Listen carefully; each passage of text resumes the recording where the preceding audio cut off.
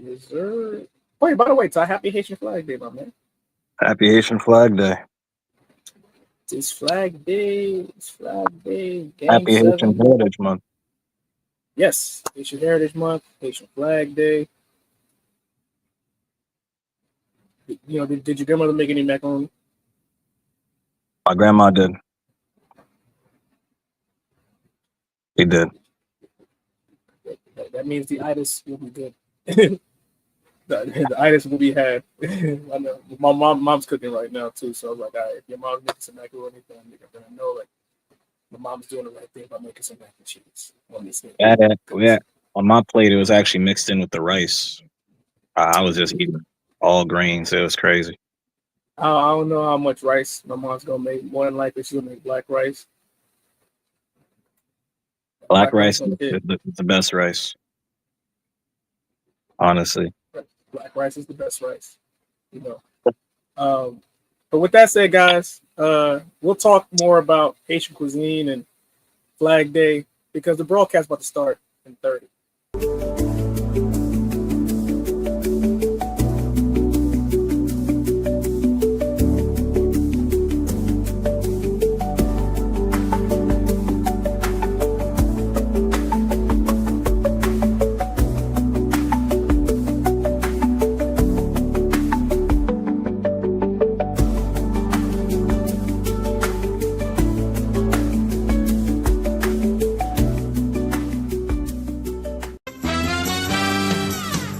We're brothers, we're happy and we're singing and we're colored. Give me a high five. All right, cut and print. Beautiful, guys. Dynamite. That is. Welcome to another edition of the broadcast, episode 178. I am your host and moderator, the People's Champion. This week, my name is Doug Funny. For those who know, in terms of Nickelodeon folklore. And of course, today I'm joined by the fantasy booking extraordinaire, the Dynamite Kid, with Kid Piccolo, as his I guess profile pic for today. Today we're gonna touch on the Backlash fallout. We're gonna talk about Sabu, who recently passed away, amongst other things in wrestling. But like we do every show, we start the show with a vibe check. So Kid Ty, how are we feeling this week, man? I'm all right. I'm doing all right. My big accomplishment for the weekend, I cleaned my room. After, Lord knows I've been putting that off for far too long. I see the floor just fine. Everything's organized. My room feels fresher. I haven't had a room this clean, like probably.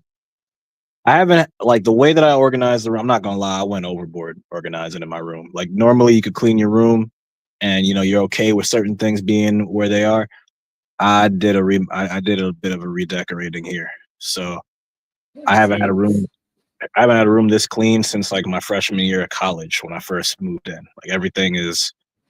I like this new setup. This is good for my mental health out I here. like how you mentioned college because I know you went to the University of Massachusetts, and I extend my condolences to the state of Massachusetts because the Knicks whipped that ass in 6 games en route to the Eastern Conference Finals. But I do want to wish Jason Tatum a speedy recovery because he tore his Achilles in Game 4 at MSG this past week. But with that said, I'm happy that damn Leprechaun is gone for the playoffs because we might have an opportunity at the championship. Fingers crossed. But other than that, yeah. What'd you say, Ty? No, that is correct. I watched that game. I watched Game 6 from bell to bell. That was a beautiful game, man. Honest to God, I was getting nervous throughout the game, even though we were up by like 30. We were up, I think, at a high of 41. I think that was the highest lead in the entire series. You know what that is? You know what that is, Ty? It's PTSD. It's long time suffering. We haven't been somewhere in God knows how long. We also have a terrible habit of throwing leads away, just historically. So when I saw that we were up, and I saw, what was it? There was a point where Pritchard made like 3 baskets back to back to back, and I was like, oh God, I know there's not a lot of time, but it would be our luck. And thankfully, we won in dominating fashion. Everybody was out. What a game from Deuce. What a game from Mitch. What a game from Cat. Not to take anything away from OG, Jalen, and Josh, but like those stood out to me the most because Cat looked like he had a sixth sense unleashed. I've never seen Cat so aggressive in my life. And what do you call it? Yeah, and Deuce, Deuce has been a great option. Like he's always been a good player for the Knicks, in my opinion. But in this series, he has been shooting very well, and he looks like he's ready for prime time. Like beyond what he's already been ready for. He looks like he's ready to take this series to a different level when it's his time. So, Tyler Kolek is one of my favorite players on the Knicks, and him shooting a three and waving goodbye to the Celtics was messed up, but I love it. Nah. They deserved it. They deserved it. How they was talking in Game 5. Nah, you're right. And for all the Celtics fans, I know this was the most unlikely scenario. Y'all thought you had it made. I'm sure most of y'all thought you were going to sweep us. And I'll be honest with you, I thought y'all was going to sweep us at first. But this is a very gritty New York team that is not only getting out. We're not even getting out of the mud. We're getting out of the Earth's core at this point. Like this is ridiculous. And we were giving y'all some problems even before Jason Tatum got hurt. So I don't want to hear this injury bug nonsense, because I'll tell you what a real injury bug was. Us getting ripped apart by the Indiana Pacers last year, and we were being held together by paper clips and gum. And we still were giving them hard games. So my hope is that this year we have a better turnaround against the Pacers, and hope that everyone stays healthy on both teams. And I'm looking forward to the Eastern Conference Finals and hoping that we can go to the NBA Finals. That is the hope, because it's been far too long. I'm excited after the years, like as a kid being shitted on in terms of like being a Knicks fan and everything. It just feels weird being in this space, because like you see everybody like freaking Laker fans, Warrior fans, Heat fans during that time period have their moment. But the one time we get a chance to have a little bit of fun, it's like, oh, like I ain't do nothing yet. So I'm like, yo, can we enjoy this? Like we haven't been here in so long. Like it's a story that's been built in the background. I mean, anytime we went to Eastern Conference teams the entire season, it seemed as though we were stealing fans. People started cheering for the Knicks towards the end of the games, chanting MVP in different states for Jalen Brunson. So for me, it's really nice. It's something that's felt organic. And honestly, for us to see this, I will say though, Yahoo Sports is crazy. That side-by-side photo they had of Jalen and his dad, where there's like, the last time that the Knicks were in the conference finals, Jalen Brunson's dad was playing. They showed Jalen, and his jersey had the number 9. And we all know what Jalen's jersey had. And I just sat there, I was like, Yahoo, y'all look crazy. That was nasty work by having like them say like the 9 and the 11 to Jalen's number is 11. That was crazy. That was crazy. It makes me wonder, with all the sympathy people are giving for the net, like it's turning the league around. You got people from other conferences and whatnot talking about us. It makes me wonder: are you going to show any love to Dallas now, or any other like the Cowboys? Are you going to show any love for any franchises that should get a turnaround like this? Because we've been the butt of jokes for years. So no, the Cowboys deserve everything they get. Yeah, that franchise eats shit. It's been a good week, man. I haven't seen New York like this, especially with a team that they've been, behind in so long. Like that euphoric feeling, like it feels good. I ain't gonna hold you, like low key, it feels like the Kofi Mania run, because like if it actually happens, like it's gonna feel different, man. Like this week, the conference finals is going to begin against the Pacers. So turnabout's fair play. WWE predicted it because they were both at the Garden, so they booked it. I just hope that they booked New York to win. But you never know, man. You just got to throw the ball up and just hope for the best. And hopefully it's a 7-game series, because I do not want to underestimate my opponent. It's the zenith in terms of where we've been in 25 years. So hopefully we get a chance to pull some games out. But since we're talking WWE, talking wrestling, let's start with our icebreaker question of the show. Over since post WrestleMania, obviously, you know, WWE's been working towards Backlash, and now they're preparing for their summer event in terms of with SummerSlam. Who has been the most impressive WWE superstar post WrestleMania to you so far, Ty? Io Sky. I would say, for at least for me, Io Sky. I've been trying to keep up with everything that's been happening post Mania, and to be honest with you, the thing that's resonated with me the most has been seeing Io Sky be properly given the ball for right now. Oftentimes in WWE, you'll see people win championships. First of all, we're not asking for Cody. We're just wondering where he's at. Listen, I'm not asking for him. I'm just saying, listen, he's been missing. He's supposed to be the guy. He's not here. He's not doing his responsibilities. Trying to help you out.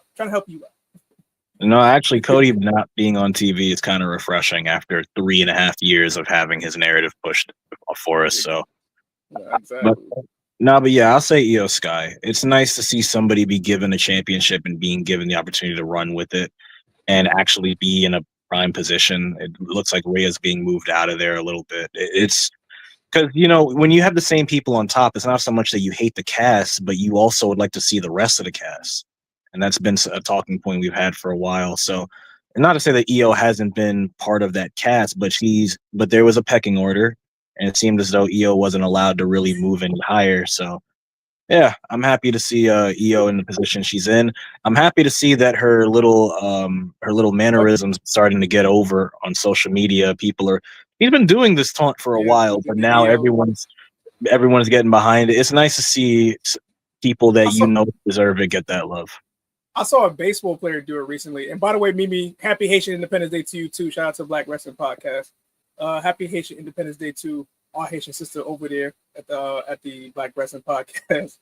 We're just asking questions in terms of Cody. Like, listen, I'm not saying we want him back. We just, listen, you lost the championship, you took your ball, you went home, man. That's you're trying to find the whereabouts. Took your ball and went home. That's a bold statement, man. That's man. That is. Like, happy Haitian Flag Day, and to Gene, my other Haitian, happy Haitian Flag Day to you, bro. But yeah, man. For me, I know he's not getting enough time on TV, but the one person that's been most impressive to me has been Karrion Kross. I know Eric's not here to basically fight me on this because of the fact that, listen, but ever since the Wyatt situation kind of fizzled out, he's found ways to get himself back on TV and continue that, kind of what Bray did with the hurt and heel situation, but in his own way. You see it with the New Day, you see it with, AJ in a sense, you see it with the, who else? Sammy, because if I'm Jey Uso, I'm looking at Sammy, keep my eye on Sammy a little bit. You start to see these things happen on Raw, and he's been the conduit of that, and he's starting to get more TV time. And from what I've been hearing, he's been selling out with his merchandise as of late on WWE Shop. So he's been impressive to me, man. They gave him back his song. I just hope that they can put more to him, because WWE is going to need, especially Raw roster, they're going to need a lot of people to step it up going into the summer months, because usually that's when the WWE usually have their dry periods. So this will be a good time to see who's going to show out the first iteration post Mania, because it's kind of like the preseason for them post WrestleMania. So they're trying to see who's going to be a major player going into next April in New Orleans. So for me personally, I have Karrion Kross as one. Anybody else that's impressive to you outside of Io? Yeah, outside of Io. Yes, 1 2. It really comes back to the women for me. It's been a lot of the women taking the opportunities they've been taking, whether it be Julia, Stephanie Vaquer, what do you call it? I got a quick question. Do you feel that how better yet, are you impressed the fact that Julia has been able to basically ascend to the main roster at this rate? No, the talent's always been there, but it's always been more of when it comes to certain talents, you think of more of a timing thing. Is it the best time to bring somebody up? Is it not? And in reality, there is some, unfinished business in NXT. You can make the argument, but at the same time, it doesn't hurt for her to go there. A lot of people would make the argument that she didn't have to go in the first place based off of her merit. So in reality, it doesn't hurt, doesn't harm. My only thing is that on the main roster, I always have a fear when it comes to certain talents because the established stars being there, usually when you bring them up and have them face those established stars, they get knocked down a few pegs and then they essentially go into the mid card of their divisions, right? In the case of Julia can do whatever she wants. She doesn't have to be in the world title scene per se, but I have always maintained I just want the respect to be there. I want the characters to be treated properly.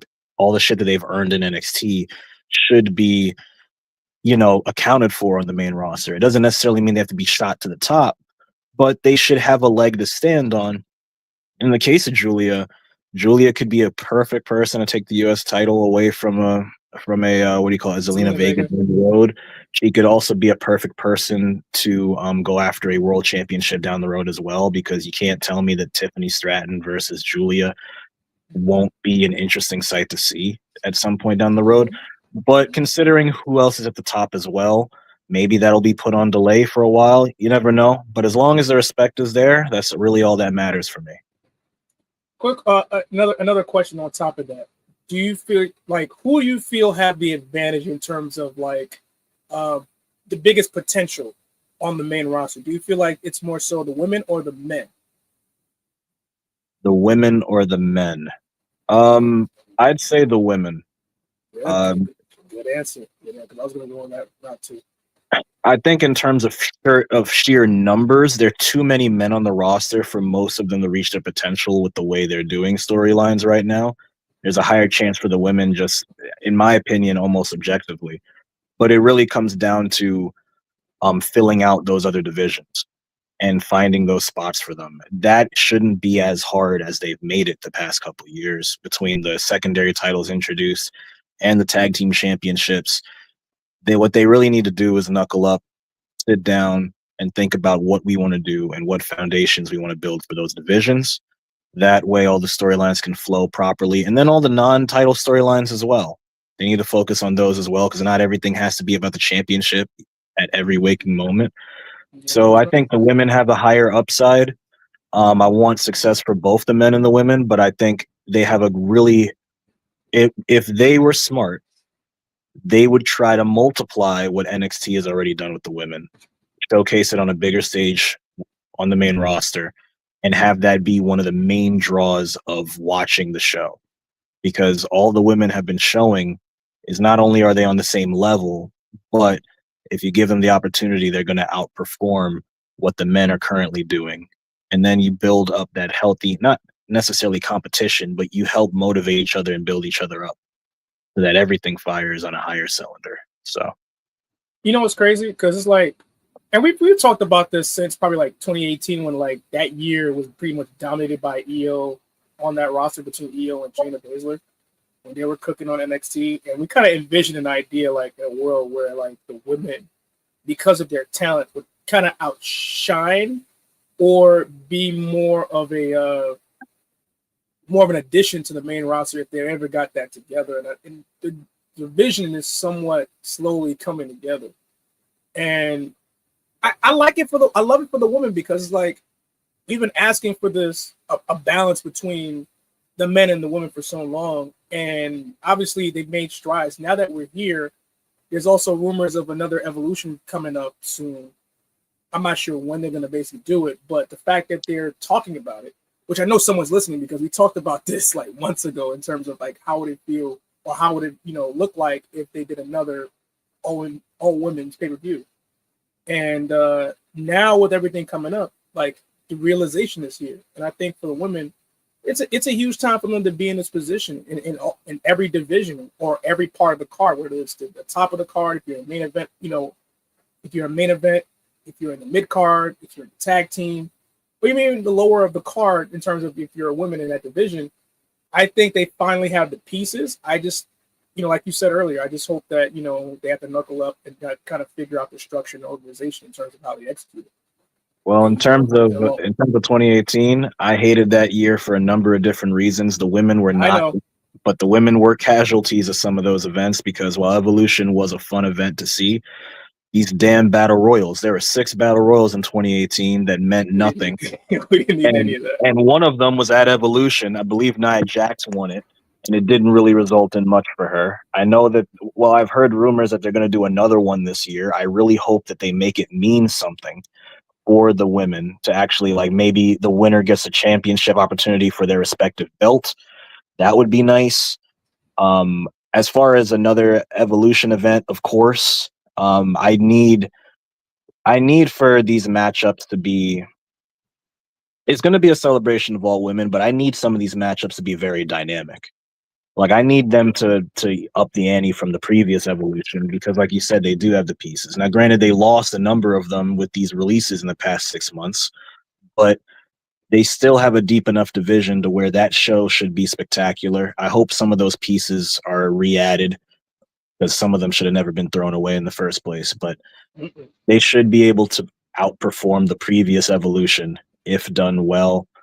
I would like to see some callbacks to the previous Evolution. I mean, one of the biggest highlights of that was what do you call it? Having the NXT Women's Championship defended on the show, if I remember correctly. So get some of those belts out there. You have you have 3 world, 3 secondary, and 1 tag, and you have a bunch of legends you can call. You have a bunch of different people. You have some at this point. You're spoiling us. Please spoil us. I want to be. I want to have a sweet. I have a sweet tooth for this. I want to be spoiled rotten. I want a cavity in terms of how they go about this because this could be a really fun night. No, that's a fact. That's a fact. Another thing before I get another thing to add before we move on is I love the fact that at this time in 2025, I feel more excited for the women than mostly the men. Not because of the fact that the men can't necessarily handle their shit. It's just the fact that I know what they're capable of. Seeing the women being able to have an opportunity to showcase what they can do a little more, I think has been great for us. And I think looking at NXT under Sean in this era has been a conduit of it. Obviously, looking at now the merger with TNA and seeing what they're doing over there, and obviously, this it's a working relationship. Can't necessarily run away from that. Seeing how the quality has been. You see it from Jordan Grace, you see it from Julia, even Roxanne, who's teetering between NXT and Raw, and Stephanie Piquet having some good matches on network TV or Netflix. It's really good to see how these young girls are being showcased while still having the vets and those who've been, trudging along the newer girls along. I just like what I'm seeing, at least from that standpoint. Because from the men, you're gonna get, what you're gonna get from Punk, what you get from Seth Rollins, those other guys. You can see where certain things are going. Not saying it's not as exciting. I just think that from the women aspect, it adds more to the show itself in terms of their success and in terms of what their potential could be in the show. Because like you said, we always need balance. So to see the women kind of uphold that level and slowly, catching up in that little, between the men and the women, I like it, and I'm here for it. No, absolutely. It's definitely for some people might interpret it weird, be like, "Whoa, this that." Let me explain. Similar to how we were saying earlier at the top of the show, how the Knicks have had their storyline kind of built throughout the year, and how a lot of different teams in the NBA in general feel like they're reaching better heights with their franchises. That's kind of how we feel when it comes to the women. It's not so much that the men can't or this and that. It's more so the momentum that the women have been able to have organically in the past 2 years. Doing this kind of in the background, but it's being shown, but you're seeing all these highlights and flashes, and now it's becoming a more regular and understood part that, hey, not only are there women of multiple different disciplines outside of the bigger stars that we already know doing great, but you're also seeing them really there it's not even just, oh, we're seeing it and it's good, oh, it's fantastic. Now it's being now you have to understand that this isn't just a treat. this is a regular part of the show. Yes, for the past decade or so, we've been seeing the women do some amazing things, but we felt like we were in the infancy of watching this stuff for WWE at least, right? So to see 10 years later after the revolution started, then now it's like, oh, not only we've already established this as a part of the show, but now this is vital to the heartbeat of the show. That's nice to see. And you want to see more of it, and you want to see the wealth be spread across all the women, from anyone like a Michin who's taken full advantage of the opportunity she was given and working with things, all the way to the current stars that are getting the shine, like the EOs and the Stephanie Vickers and, and the Nine. So that's really more so what it is. I want to see more women get that wealth spread. I want everybody to get paid. And honestly, again, the perfect place for that to not culminate, but the perfect place to celebrate that in full and in mass will be Evolution if they pull the trigger this year. And then I'd love to see what happens post-Evolution, because I can imagine that garnering a lot of eyes, a lot of attention. And with that comes momentum, which, like we said before, with the momentum that they've had recently, if that just springboards their momentum even more, the road to WrestleMania should be even more interesting then, and should have way more of an impact for the women, as opposed to just a couple of appearances that we've seen the past few years. No, shit, I'm with you on that. I just think that, like, to kind of close this question, the first question of the show,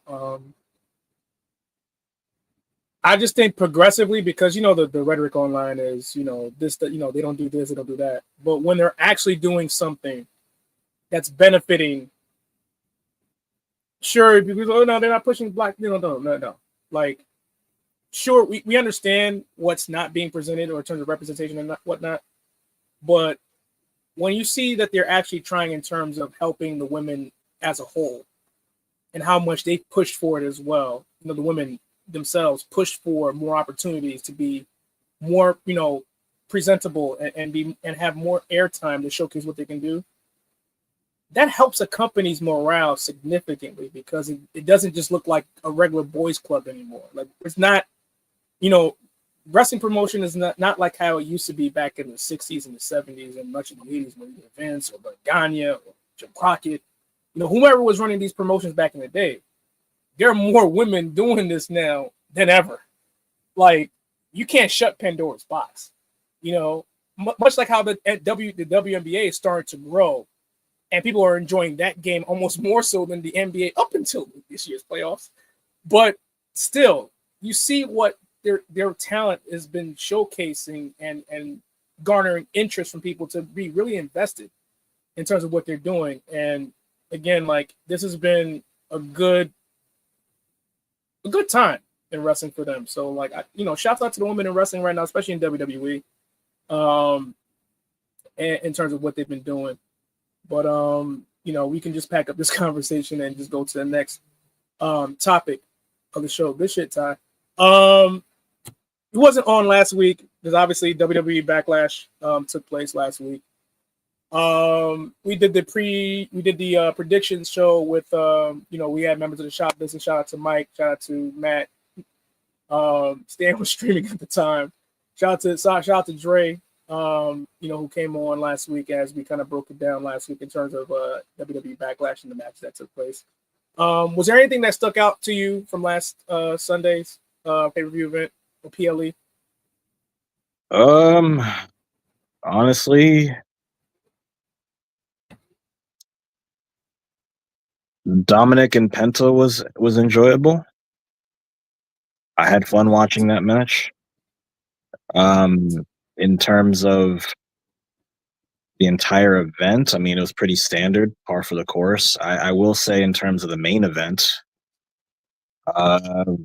very, very Attitude Era-esque in terms of how they went about it. And to be honest, I don't know how to feel about it sometimes, because I understand what they're trying to do, and I understand what they went for with that. It was very much a nostalgia-esque match. I knew Randy wasn't coming out champion, and not to say that he had to. I think the multiple RKOs and attitude adjustments after a certain point in time, I I think it's more so the time period it's happening that it bothers me a bit. Because in isolation, that could just be like a funny memory that goes along with a bunch of other funny WWE memories. Oh, Randy Orton RKO'd Cena like 6 times. Cena attitude adjustment Orton like 4 or 5 times. And then a whole string of people got RKO. I'm sure he broke a Guinness World Record. I'm sure he had to. But I think because of the era we're in where like finisher spam is at an all-time high in a lot of these bigger matches, that's the only thing that kind of dampens it for me.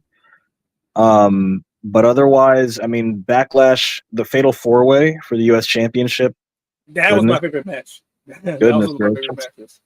But like, yeah, a lot of it was kind of a bit more what I was expecting. I know some people don't like that Cena's having slower matches and they think it's a reflection of him being washed. I think it's a lot more, and in my opinion, I feel like it's a lot more deliberate what he's doing.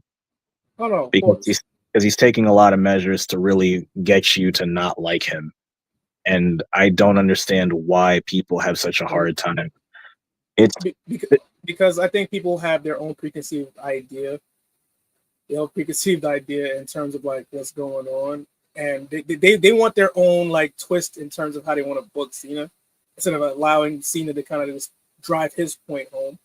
To be honest, like, but him and Orton had a really good match, like up until the obvious shenanigans. But like they had Orton and Cena are great dance partners, and obviously for this being their last match, I can rest my hat in saying the fact that they did their job, minus the Attitude Era as finish. But like they know what to do in the ring together. And listen, I enjoyed their match because they know what to do in the ring. They're them two paired up.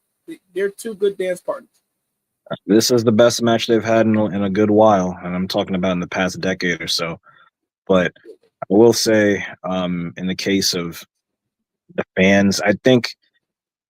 I'm not going to sit here and have a debate over what fans should and shouldn't be. I'm going to just get straight to the point. We'll be here all day. I'm an advocate for balance. I'm an advocate for seeing both perspectives. And honestly, fans need to find the fine line between their markism and their fanism. I think that, yes, once you get to a certain age and you understand how certain things of the business do work and operate, I get that you're not going to feel the same way you did as a kid when you watch this, where everything was just like, this is gospel. However, I think that if you're going to continue to watch this, if you're going to hate watch professional wrestling of any kind, this goes for any company, get a life. You're literally wasting your time. You're doing it to try to fulfill something in your heart that you can't. Get a life. If you want to watch this earnestly, then I think you have to find a middle ground between being a genuine fan of the product or the wrestler or whatever you want to support in that instance, right? And also understanding that just because you know more knowledge about the business doesn't mean it has to take away from your experience. If anything, it can add to your experience if you change your perspective. Now, I get some people may not like watching WWE, and I completely get that. WWE hasn't been my favorite product to watch recently either. But in the same token, everyone jumping in and trying to have a WWE ain't shit party on certain things is like, I understand criticism and frustration, but mindless antics that are fueled by, well, I already know what this is about. I think that that's just kind of dumb, honestly, and I think that you can spend your time a lot better. I have no problem if you miss a pay-per-view because a lot of these are very much par for the course. You don't expect anything big to happen at a Backlash the way that they've been booking. But some of the actions I've seen people do, honestly, just kind of makes me sit here and go, we are too grown to be doing this. We know right from wrong. Just choose the way that you want to enjoy it and go with it. Yeah. I think, it's funny because when Triple H said it, everybody's like, well, you can't tell us how to enjoy our wrestling. Well, I mean, he was saying it from a place of spite. I get he was saying it from a slight place of spite because he is annoyed. The tone of it wasn't great, yes, but the message behind it is if this isn't working for you, find something that can work a little bit better, or try to find something there that you can hook to. This is one of the reasons why I enjoyed as a kid watching the secondary title divisions and the mid cards, because if the world title scene wasn't that great, you had other options. If I didn't want to watch John Cena on top, Kofi Kingston was there. John Morrison was there. Kofi Kingston, Dolph Ziggler, and all of that. So, Evan Bourne, those guys were there. Right. So like that would keep you right now. I understand why some people might feel the product is stagnant. I completely agree with that. I think there are times where the product feels hollow. That's why we want deeper, more quality divisions and stories. Don't get me wrong. Outside of that, do you think it's because of instant gratification, because they want it now rather than just to run because they want the payoff now instead of in terms of how long they want to stream it? Do you think that's a part of it? Not the entire part of it. Do you think that's just a fraction of the issue? I mean, it's a very small fraction to me, because at the end of the day, that's the fanism part. Like for example, I don't expect a person who is giving their opinion on art to understand every single nuance that went into every single stroke of the paintbrush that the artist did. You're not going to pick up on every single detail right away. I accept that as part of a fan's experience. Sometimes you have to experience it a couple of more times to get it. Sometimes you're not going to get it at all, no matter how hard you try. I get it. That's par for the course. My issue is that this isn't even coming from a place of understanding. Half the time that I see these criticisms about any of these products is coming from a place of, pardon my French, but getting themselves off. Like they're trying to do it, like it feels more like they're trying to make themselves feel better about what they're watching. Like, I know how I feel because of this and my it's like, bro, like what are we doing? Like that's why I'm saying you're wasting your time, because you could find something way more fulfilling and find a much longer lasting smile doing something else to fill that hole than trying to use this as like your main squeeze, if anything. I get if you don't like a certain thing, but you're not even trying to actually try to help the problem. You just want to enjoy pissing on the jersey, so to speak. And that to me is just downright rotten. You know who like these, who these complainers remind me of? Like, this new fad that's going on right now, that new dude that's going on like social media. They call him like Goon A. Smith or whatever, the Goon dude talking about. You know what I'm talking about. The dude in the robe. It is criminal how good that guy is at being devilish, bro. Somebody needs to handcuff that man. He needs to be on the 6 o'clock news. There's no way you are giving play-by-play analysts. You are giving professional analysts. Bro, I remember people used to do stuff like that on Twitter where they'd joke and be like, they would be like, I apologize for the next like 45 seconds of what you're about to hear. And they'd be like, oh, Kelsey Monroe hasn't been the same since the pregnancy, things like that. Like I used to see jokes like that on Twitter, but the fact that there's an actual person making an internet career off of that is crazy. Jesus wept. We must go back to the sun. Like this, that's crazy. And he's going viral because of it, which is crazy, man. Like, I ain't gonna front. Like, there was some shit that I agree with. I looked at him, I was like, you know what, man? Like, purgatory ain't enough, man. No. Actually, on that note, I'm gonna take it back. I do agree with the instant gratification thing, because honestly, that is the root of a lot of like those weird comments and things of that nature. Again, it's for people to get themselves off and to feel superior, to feel better about themselves, to put themselves in a different class of fan. And honestly, yeah, you guys are in a different class of fan. Unfortunately, the C and the L aren't a part of that class, if you get what I'm saying. To me, you're not a better fan because you react a certain way. You're a better fan if you're actually contributing something that could help with the benefit of, like, to the benefit of the business, benefit of the sport, and the benefit of the wrestlers. I would rather more people give nuanced criticism, or give like decent criticisms, or things that, even if it's small things that you feel can improve the product. Like anything from as simple as, hey, this blue mat on the SmackDown ring is kind of obnoxious. I kind of wish they'd go back to the white one.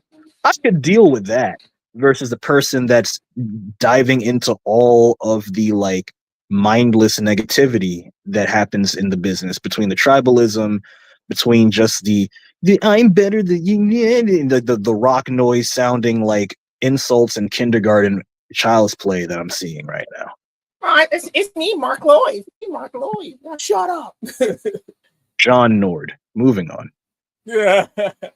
Nah, man. Nah. I completely agree with you on that, man. Because it's like, it's one, like, at least when we talk fantasy booking, when we try to fantasy book shit, at least we have fun with it. We may not always agree in terms of like the takes that we have, but at the end of the day, it's conjecture. Like we don't take it we don't take it personal or put hold on.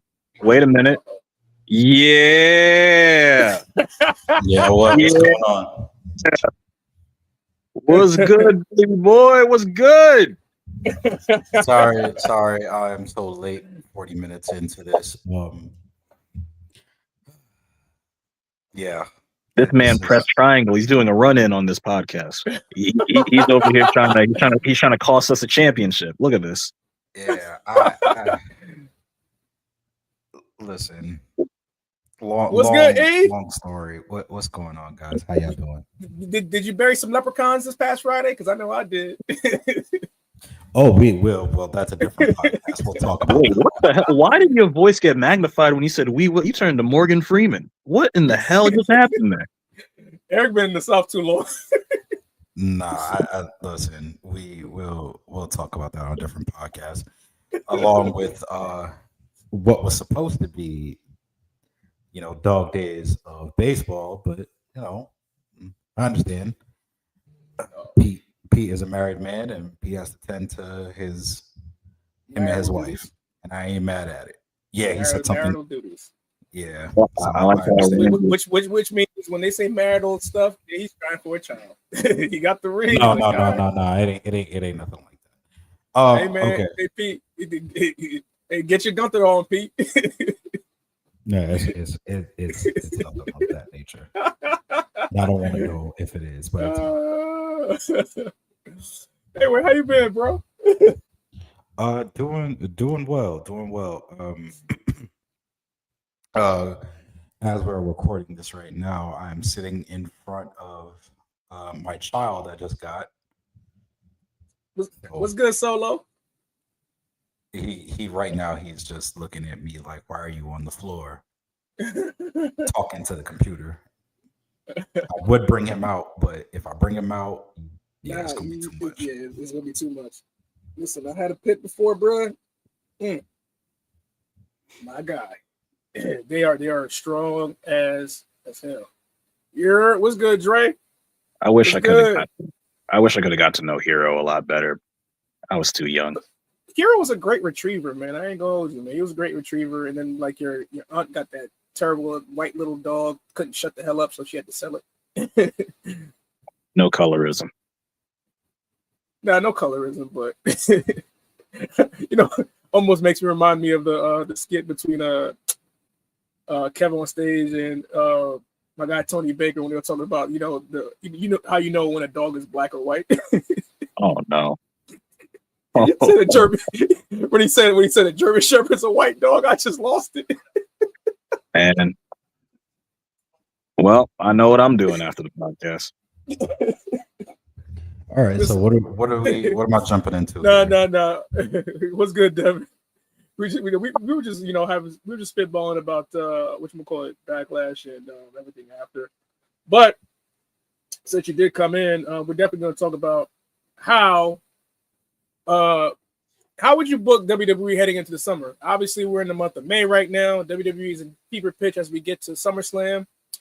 And as we are a fantasy booking podcast, it would be nice to do some fantasy booking in terms of what you think WWE would do or should do heading into the summer, whether it be the draft or, whether it be someone should be in a different angle. What do you think WWE should do going into this summer? Because Money in the Bank's coming up. They got a couple things coming up. I think they have another Clash pay-per-view event in Paris or in France in August. So they have a lot of events coming up. What do you think they should do in terms of the depth of their roster that they've received now, and especially main roster talent or top end talent? So I have one thing just to throw out there before we really dive into it. Go Get ahead. tied. Yeah. I would really like to see a better usage of these Saturday night main event shows. Reason why I say that is because Saturday night's main event ain't got to be nothing crazy. You know, we've grown up on different versions of Saturday night's main event over the years, and the most recent one they did back in December, I know some people were underwhelmed by it, the way that they were hyping it up. It reminded some people kind of how they used to hype up the Saudi Arabia shows years ago before they properly started to fix those foundationally, right? So what I'll say for this is if the pay-per-views get if a lot of the non-original or non-foundational pay-per-views at WWE get like 5 matches on average with a drawn-out runtime, I'd like for Saturday Night's main event to have like 3 marquee matches, give all those matches as much time as they need, and sell the show on those. You know what I mean? Because at the end of the day, you don't want to advertise something, make people think it's one thing, and then go off in a different direction. I feel like I just described the main event of WrestleMania, granted. But at the same time, I'd like to see those shows be used a lot better, because if these are just slightly elevated live events with some storyline, with more storyline continuity than we were used to at live events, then I want them to use them better. Use them as super episodes of the main shows, sort of like, you know, like the what were they called? The super shows, or those stacked super cards that like ROH would do and things like. Use it in a similar idea to that. Centralize those stories, focus on those for the week, and continue to utilize your television better. The pay-per-views will follow. Utilize the television better, the pay-per-views will follow, because everything's an advertisement for the pay-per-view. That's one main thing I wanted to throw out there before we really dive into the talent portion, because the TV exposure matters as much. Okay. Well, what about you, E? I'm sort of along the lines of that, but I'll throw one thing out there that I really would like to see more. More use of TNA talent. As a matter of fact, more use of TNA and AAA talent. I know they're slowly introducing AAA into the WWE world, starting next month, actually, in a few weeks, starting in Los Angeles with the whole Money in the Bank weekend / Worlds Collide weekend. Excuse me. I know that a lot of like the talent go to TNA and everything. I mean, not TNA, I'm sorry. They go to NXT. I'd like to see them come up to the main roster. Just because you show up on main roster programming, you know, doesn't mean you can't benefit, you know, not saying that it has to just all be NXT. You know, if we're going to benefit from a partnership, let's go across all brands. Let's go across main roster, NXT. Let's go across everything. Because I feel like the not the American audience, but the strictly WWE people need to be introduced to more TNA talent. And now you're adding AAA into it. You got a lot of people like Psycho Clown and people of that nature that people don't know about in AAA. So I would like to see more usage of the talent. Okay, just keep our brother with it. I actually agree with that a lot. Because it feels like just using NXT it's sort of like, it's like if you said someone can like borrow your clothes, but they can only borrow like the clothes you don't wear anymore. Right. You know, like I completely understand where you're coming from with that. And honestly, it's not as though WWE hasn't done this multiple times in its history. There was a point where El Hijo del Santo was competing in WWE during the late 90s. They've had like, you know, Aguila, what was his name? S.A. Rios. They did it with different variations of the cruiserweight division, having faster pace styles and showcasing them on TV, even if it was just for a little bit, with the light heavyweight and the different versions of the cruiserweight championship. So this really functionally is not foreign to them. To have like a match featuring a bunch of lucha talents. I understand that you don't want to expose the audience to too many names to where they all get lost in the shuffle. But as occasional attractions, of course, it would be cool to have, like, for example, a Rey Fenix have a mystery opponent and it's a Vikingo, and everyone's like, who the hell is Vikingo? Or we only saw him once. and then the two of them show out and have a highlight standout match, and everyone goes, "Yo, I don't know who that is." But not only was he fun to watch, but he just took it to this Phoenix guy that I'm just starting to like really get behind. And it doesn't have to be just Phoenix as well. Anybody who's applicable to the style would do pretty well against him as well. So fair enough. I agree with that. Yeah, like basically, put it like this: you got Money in the Bank coming up, right? So all the qualifiers are going on. The field is the field. I can't say the field is starting to fill out because they only had like one qualifier for the men's. I don't know if they had a qualifier for the women's yet. But they did on SmackDown. Okay, I didn't watch SmackDown because I was at work. Worked 12 hours yesterday, so I missed a lot. Hey, man, listen, man. Yesterday was Saturday. Adulting. He's adulting. He's adulting, brother. 10 hours. But he's yeah, adulting. so I mean, I would like to see the likes of Vikingo in the Money in the Bank match. Doesn't mean that he has to win. Absolutely not. But it's the representation of, hey, we have our partnership that's integrating into WWE. So, I mean, if you put like one AAA, maybe one or two AAA representatives, or do one apiece, one AAA, one TNA, and then the rest is just WWE guys, there's nothing wrong with that. I think that puts the exposure out there. And you could also spread out those stories, because if you just funnel NXT with all of the Forbidden Door-esque, we'll use that term for now, Forbidden Door-esque stuff, NXT becomes way, way, way too cluttered. So it makes sense to kind of spread that wealth. And I feel like that's going to be the main problem with that. Like, I get it. I see why they're utilizing NXT so much more with the TNA and possibly the AAA partnership. But those guys, it's going to get too cluttered on that roster to where it's like, okay, like you've had a Joe Hendry pretty much now flip-flopping between main roster and NXT. Of course, with his pending contract being pending going into next year, and him possibly signing with WWE anyway, that's still a good chance for him to come on the main roster. Does he have to do anything significant? No, not really. I mean, you could put it like this. There's been a rumor of him and John Cena having a match together. WWE champion versus TNA champion. I mean, we thought about it a year ago, but now the circumstances are even more perfect. Right. So it's like, and that can be part of Cena's reunion tour. Cena can, go to a TNA, or Cena can fight the TNA champion. It doesn't necessarily mean you're going to unify the titles. We're not talking about a unification here. We've had enough of that.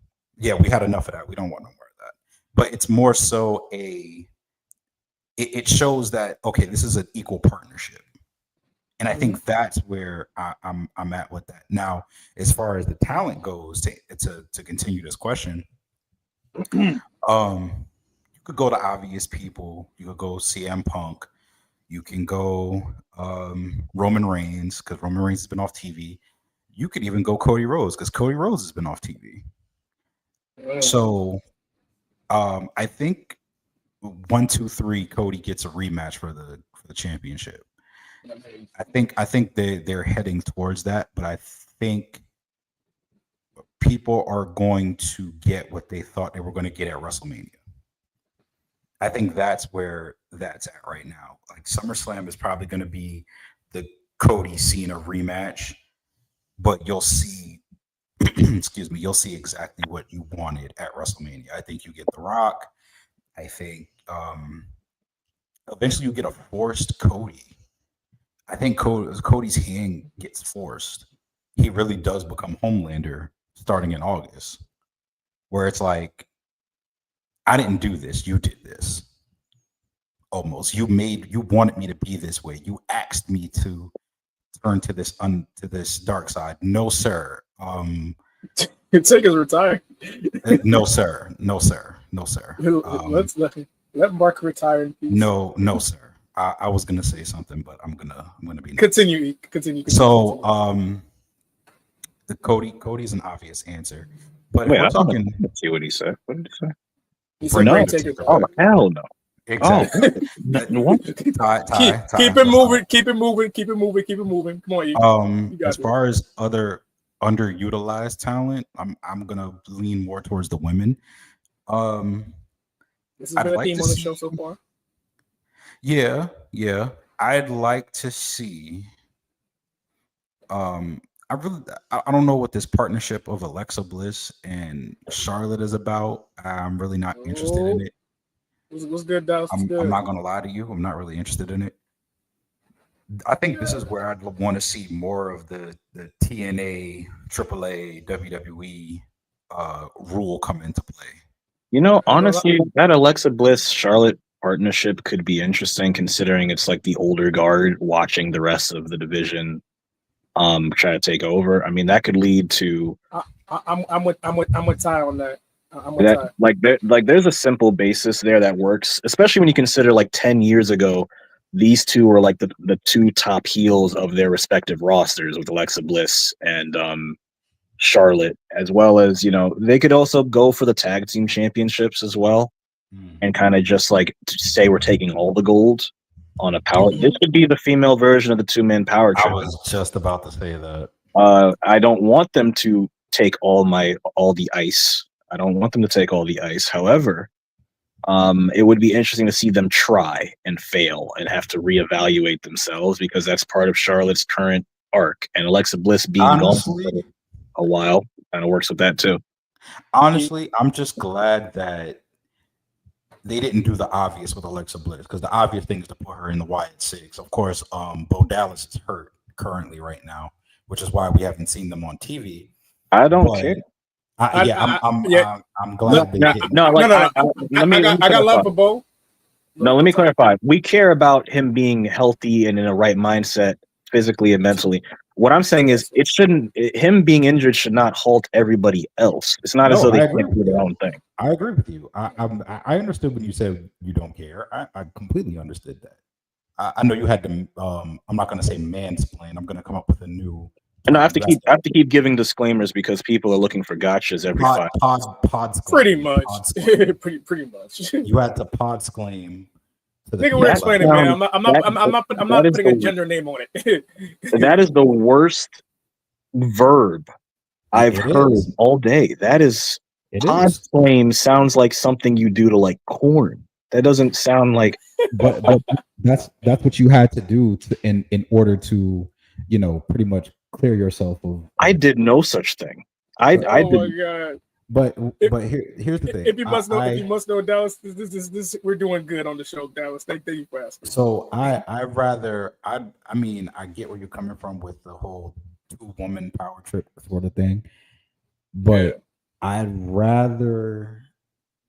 just glad Alexa Bliss is not a part of that storyline. That'll probably come later in the year. It will, but they didn't do the obvious and put straight in. But it's like, okay. But to add to the Alexa and Charlotte thing that I've been seeing on SmackDown each of the last couple of weeks, I think part of that story is an origin story. I like the origin story behind it because of the fact that she cited Charlotte as being one of the only people when she was in NXT that had her back.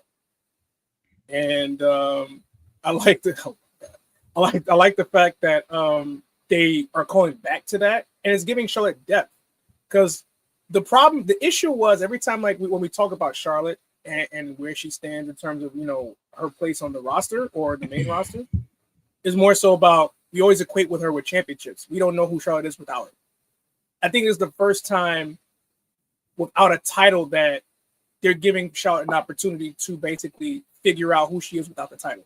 It's about the perfect time. And the perfect person to do that is Alexa Bliss because of that callback. Because outside of that, the horsewoman have always been synonymous, outside of Bayley, of winning championships. So without that, there's no depth or substance. So this could give her the substance that most fans have been clamoring for, like Tyler, for years. So, you know, I'm with the field on that. And I feel like Nikki Cross is going to eventually get integrated into this down the road, where if we are going to have that storyline happen, right, Eric? Like the obvious storyline happen, I think it's going to eventually be like, you're going to see a normal version of Nikki Cross, probably. Like, remember, Nikki Cross, while she's with the Wyatts, already had an established relationship with Alexa Bliss, being multi-time tag champions. So I feel like Nikki Cross will eventually come back as normal, and everyone's gonna be like, "Wait, what? Is the Wyatt Six over?" And she's gonna be like, "You know what? I agree with you guys, Alexa. You know how I feel about things. We've been buddies in the past, right? Like, yeah, we really should be taking charge of the division again. We can't let everyone just take our spots and this and that."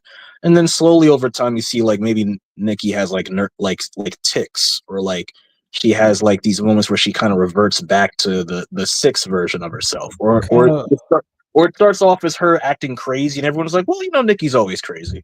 But then you realize, no, she's kind of reverting back, and she's going, "So Alexa, are you going to keep carrying that doll? Don't you think that's kind of disrespectful?" So kind of like, is it just merch to you?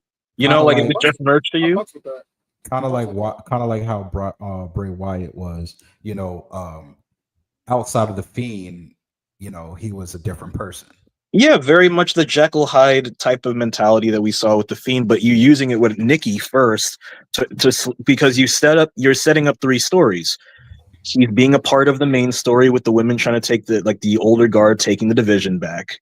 2, you're setting up an interpersonal story with Alexa Bliss to bring her and Nikki's connection together. And 3, you're also serving as a gateway for the rest of the 6 to slowly be reintegrated back on the TV using her first, which makes sense, and it'll help build to the eventual like implosion of things and the 6 going crazy on SmackDown, which can only help. I mean, I imagine a scenario down the road where you have like what was it, Joe Gacy and Dexter Lumis, like trying to like tear everyone down.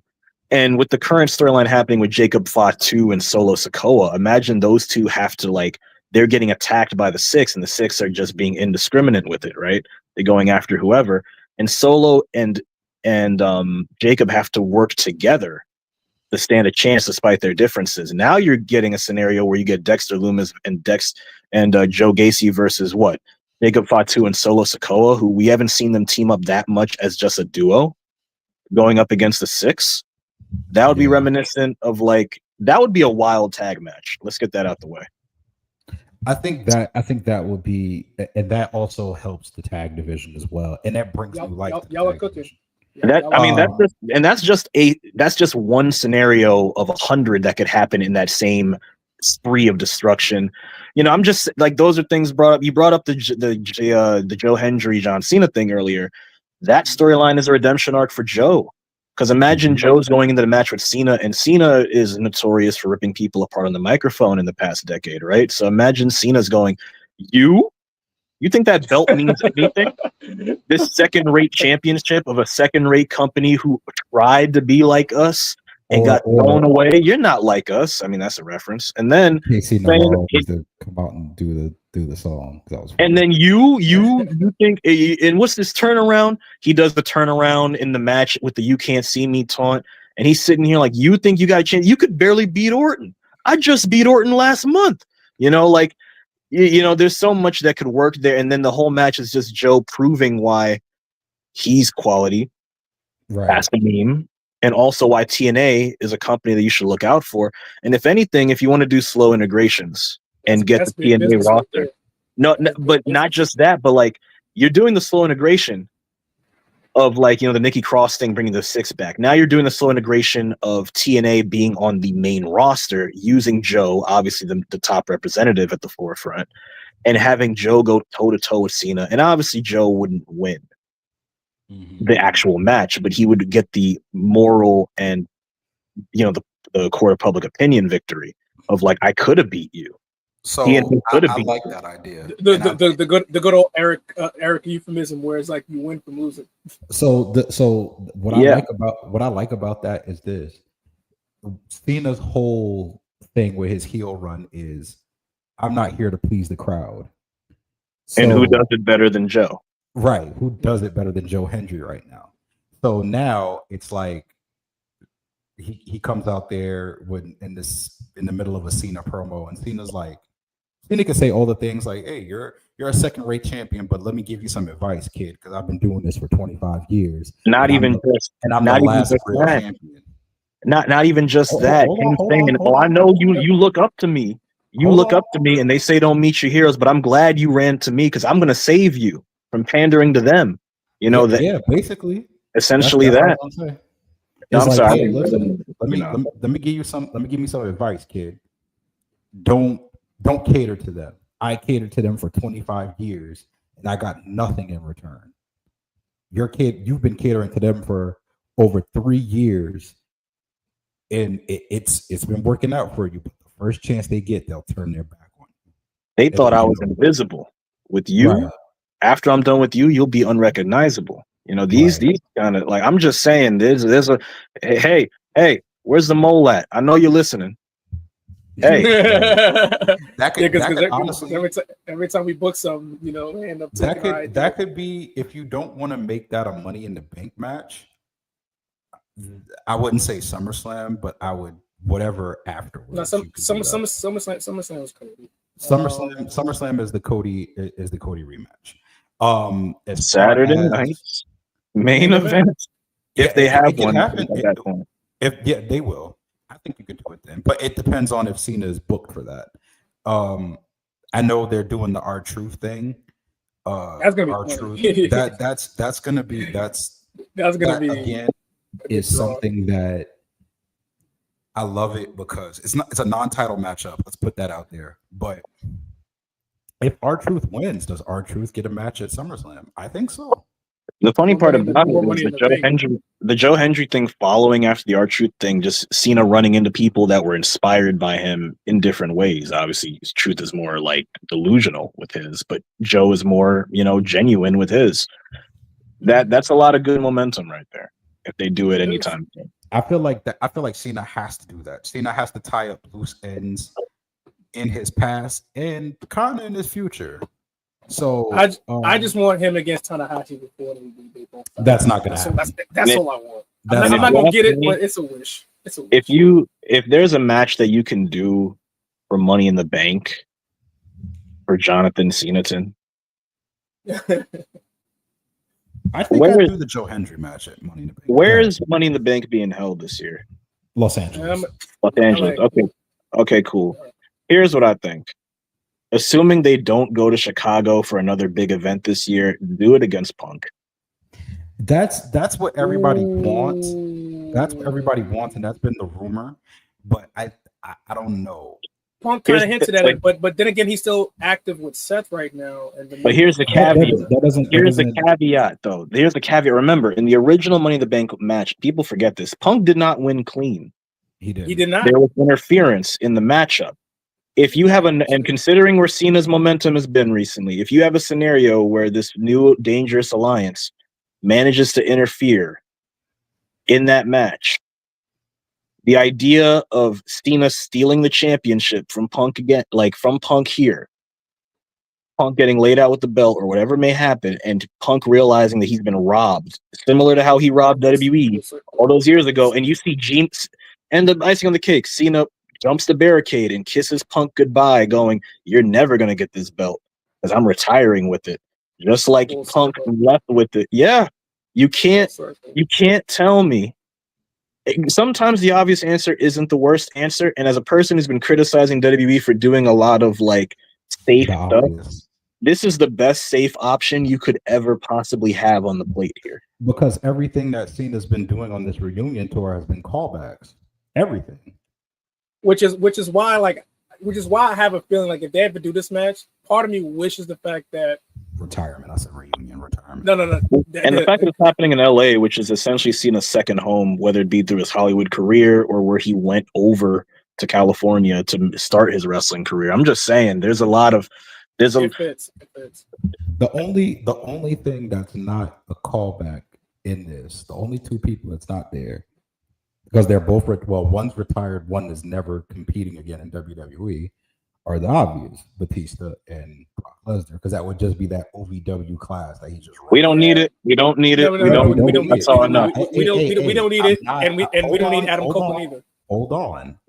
I'm not saying that should happen. What's good, Kenny? I'm not saying that. I'm saying that that's the only two things on this retirement tour that's not happening. No, you're lying. But- There's still some other ones there too. You're forgetting AJ Styles. I'm not saying that. I'm saying those are the only two things not happening. Oh, on not this happening. environment. Oh, I apologize. Let me turn my cap into game mode.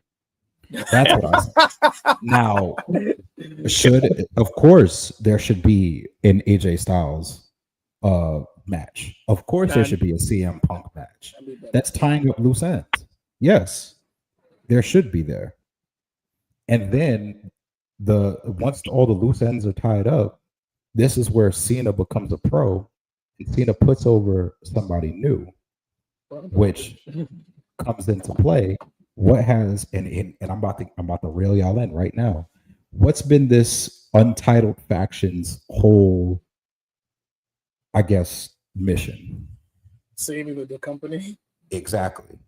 Yeah. So Wait, they can stop. agree. Oh, hold on. They can agree that Cena is trying to save the company because Seth has no problem with guys who have been there.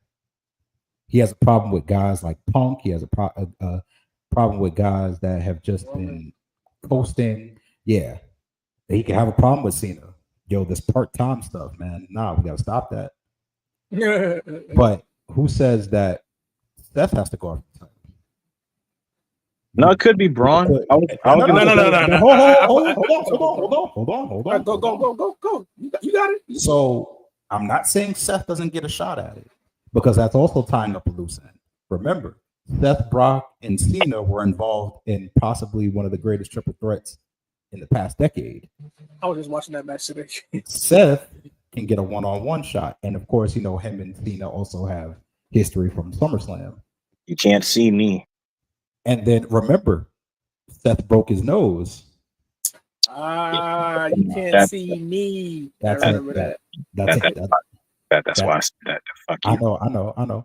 And that's a loose end that gets tied up as well. No, not you, Pinhead over there with this star. You're the one that wanted to wear a pink do-rag for this. You're asking for it. So You're right. that's a callback, whether you do that wherever. And then Cena's final match, when Cena, and I think Cena should start doing this when he comes out on these shows, they should have like a graphic showing you how many days he has left. And it reminds you of, I'm walking out with this. I think they do it when it gets close because right now it's in the 20s right now still. So I think they do that. Even still, I think you should do it now. It's a middle finger to the fans, and it's a reminder to say, hey, this is how much you got left until I take this home with me. Yeah. And then he should put over Braun Breaker.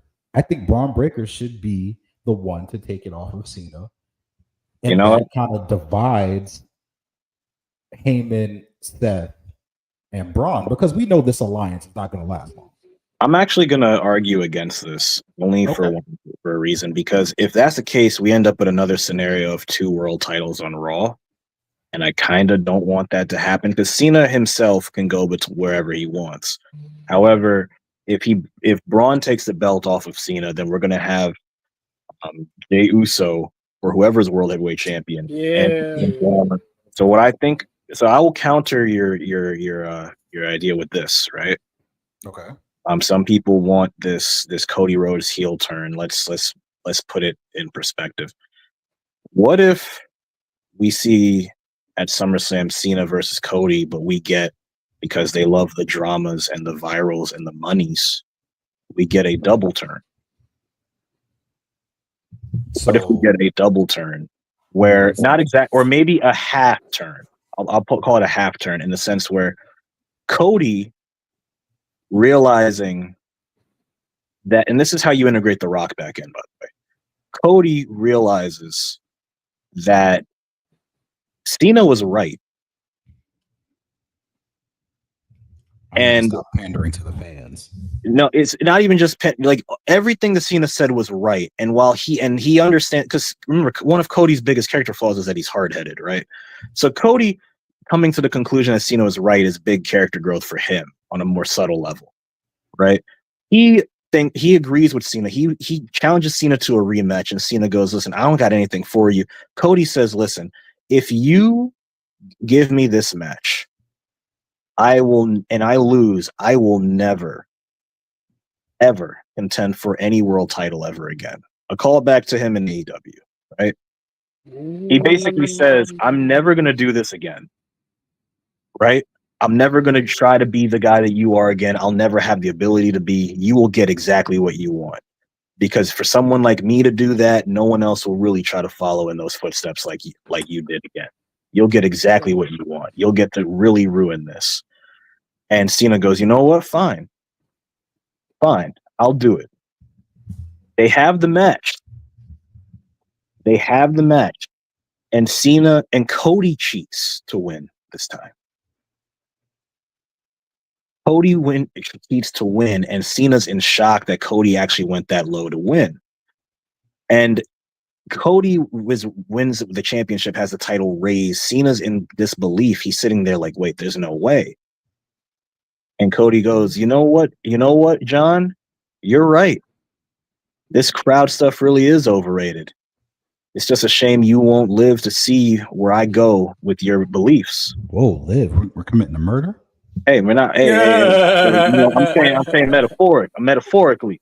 It's a shame that you won't get to see where your ideals will take you on some like Moses on watching from Canaan from a distance thing, right?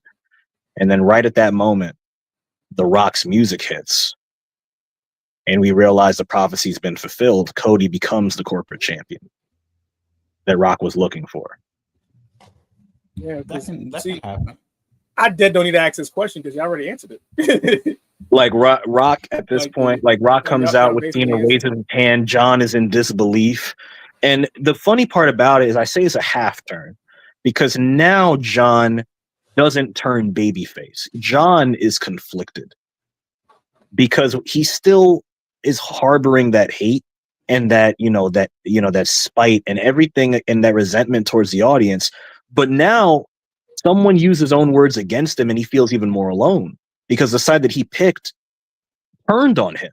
Like the ideals that he was about to enforce, all the things that he said, everything that he believed as he was on this heel run has bit him in the ass.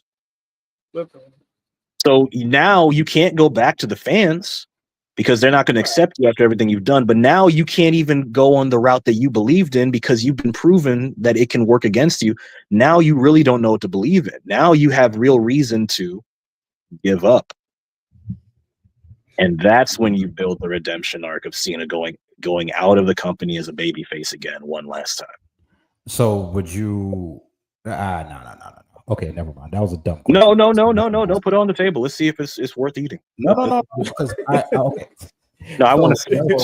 So somebody said on a podcast that Cena benefits more from winning 18 than 17. I think I know pocket. No, here's what I'll say.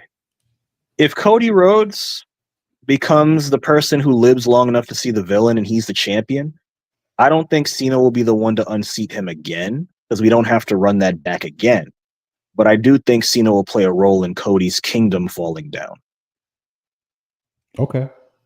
Before we move on from this, is there anybody that we didn't mention that you want to see? I do have one team in mind that I feel like is very interesting and fun.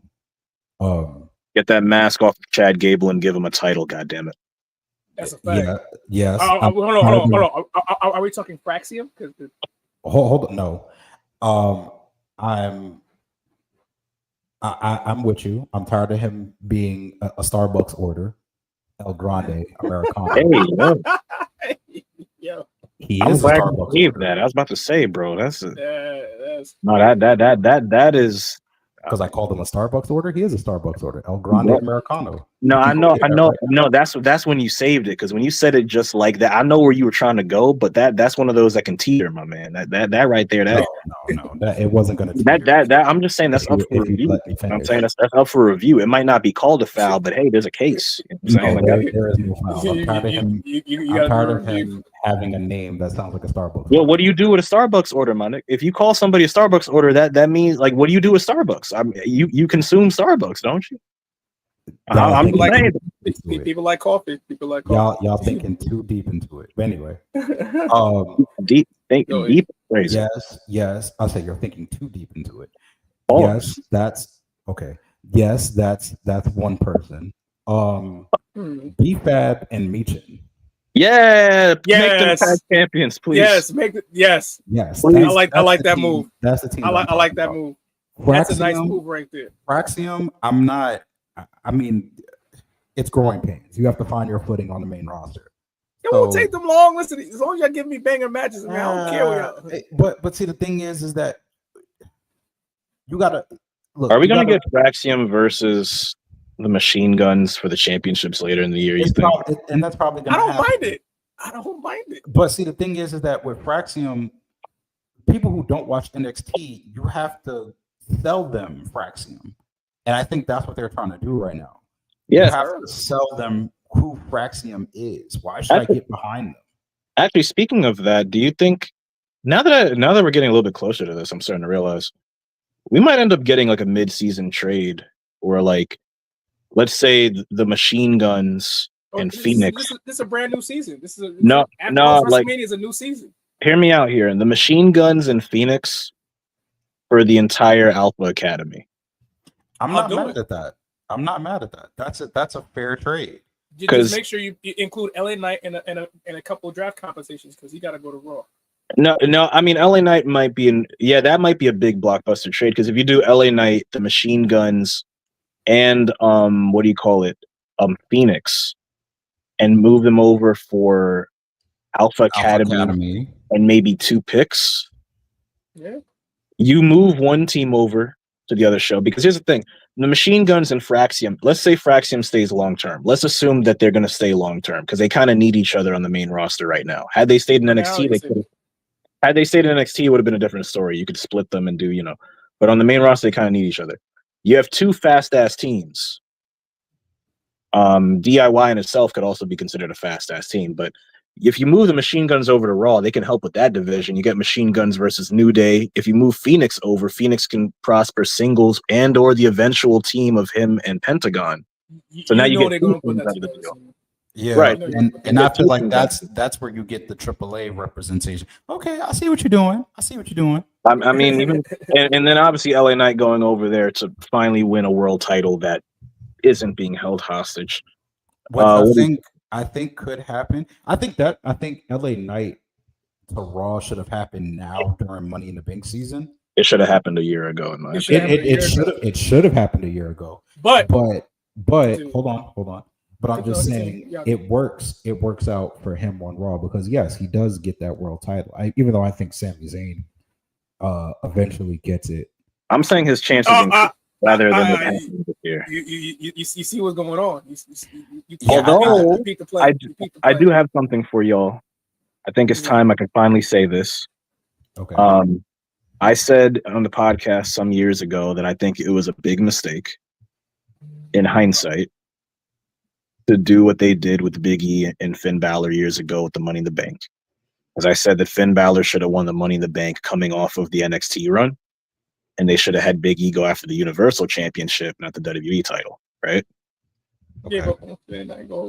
Now, what has been the popular narrative amongst the social media people? The idea that Finn's never going to be back. Finn Balor, he's never going to be looked at as a legitimate athlete, not legitimate athlete, a legitimate threat to any world title or any top guy ever again. Well, guess what? Guess what, folks? I'm going to put my stake in here. Somehow, some way, I think Finn Balor is going to win the Money in the Bank. All right, there. See, you brought me back in.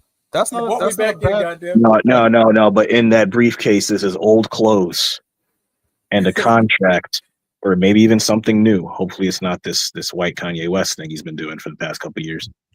It's not a bad idea. I honestly, looking at the landscape of it, he's probably if he's a part of the match, he's probably the best one to win it, especially with the eventual split from Judgment Day. Bro, because he got robbed at Mania. Mm-hmm. He's been getting robbed for the past 2 years. He even got robbed in terms of trying to help someone else cash in the damn briefcase. My God, I keep remembering him fumbling. And not only has he been robbed, but he's robbed other people as well, without having any significance. Like, hey man, he's robbed a lot of other people of gang shit. Right. Listen, I understand. Listen, I'm just saying, give that man that briefcase, and that if I say it more so because if the idea is that Finn Balor can't be that person, and if you've already invested 2.5 years of television into his character, even if it's worked to his detriment in certain ways, people are familiar enough with Finn Balor on TV to where if they were to give him a shift in focus, it could actually use momentum to springboard off of, as opposed to just bring his momentum down, right? He has a foundation to work with, even if it's not, even though it's unsavory. I'm saying if you give him this as a reset button, the briefcase, and he does start to get on a roll, as opposed to the traditional, I'm Money in the Bank winner, so I need to lose before I cash in. If you give him this and let him use it as a way to build momentum, and we turn him into Win Balor, maybe I am a delusional fan. But here's the thing. They said all Knicks fans were delusional. Yeah, and look at where we're at now. You're right. So I'm just saying, listen, maybe I have a big heart. Maybe I love too much. Maybe I don't get what I give.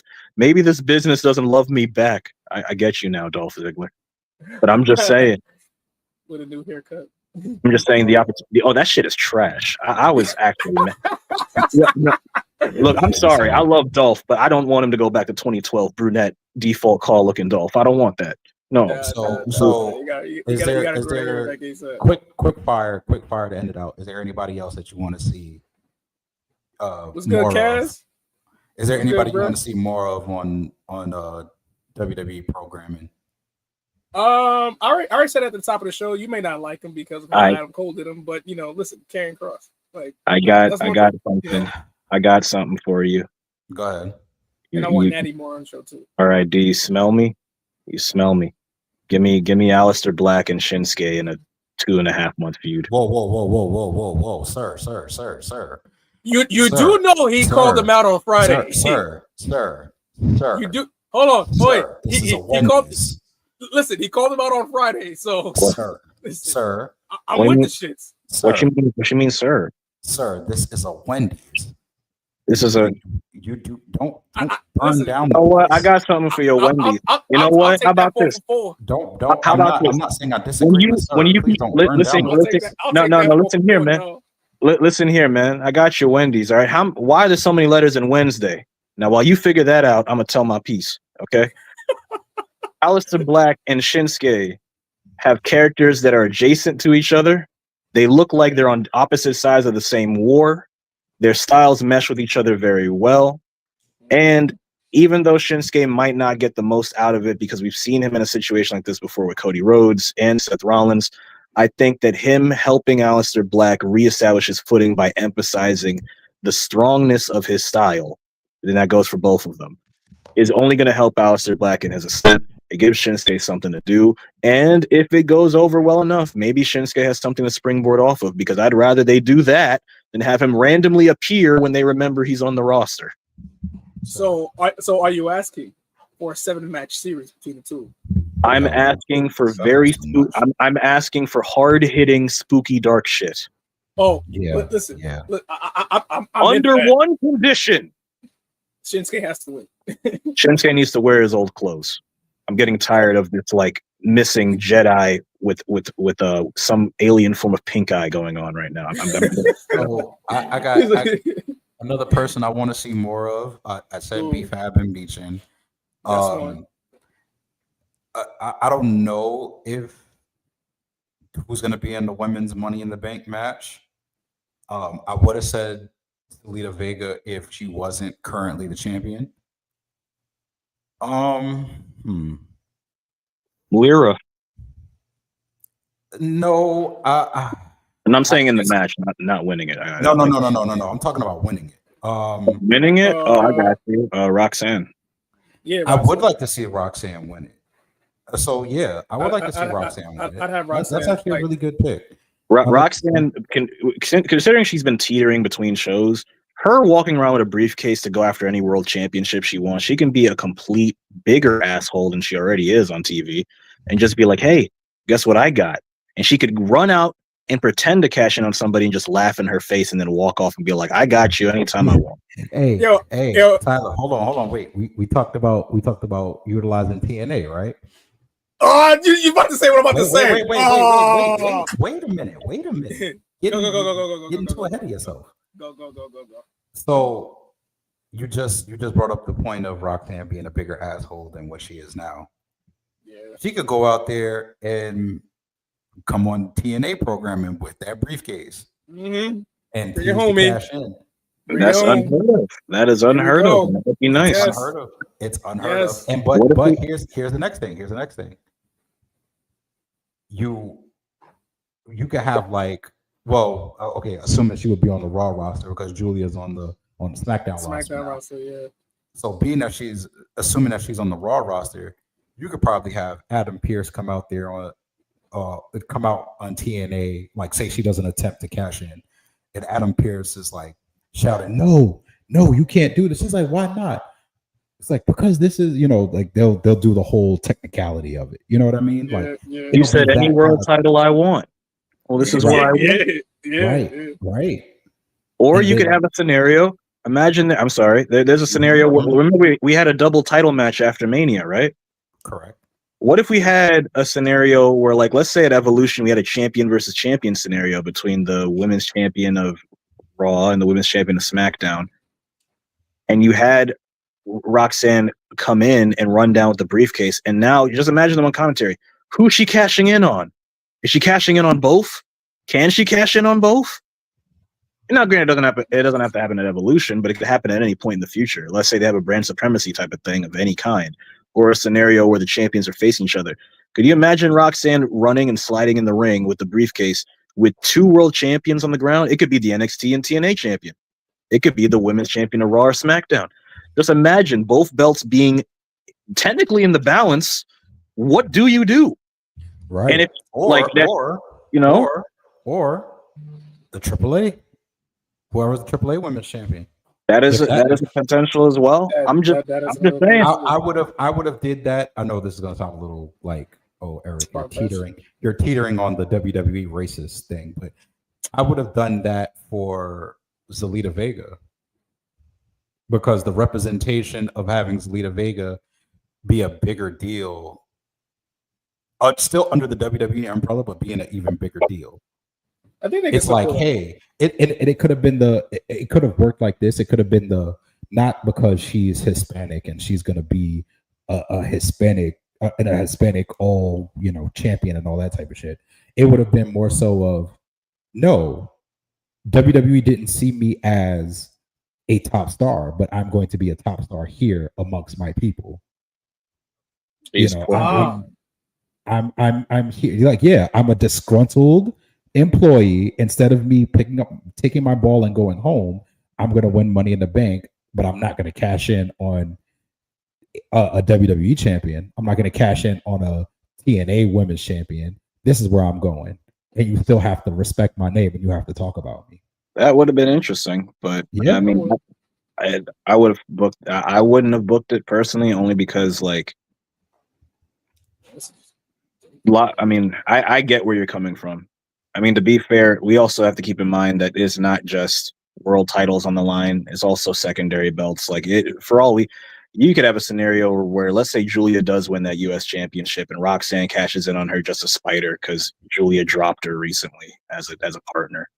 There's a lot of different scenarios that could happen, but I'm just saying, there's some unearthed and undiscovered land with the Money in the Bank that if Roxanne were to experiment with it, just going, hey, got all these partnerships. You guys, no one is signing me to a contract on the main roster, but you want to use me. Everybody wants me. I want everybody's gold. I can go wherever I want.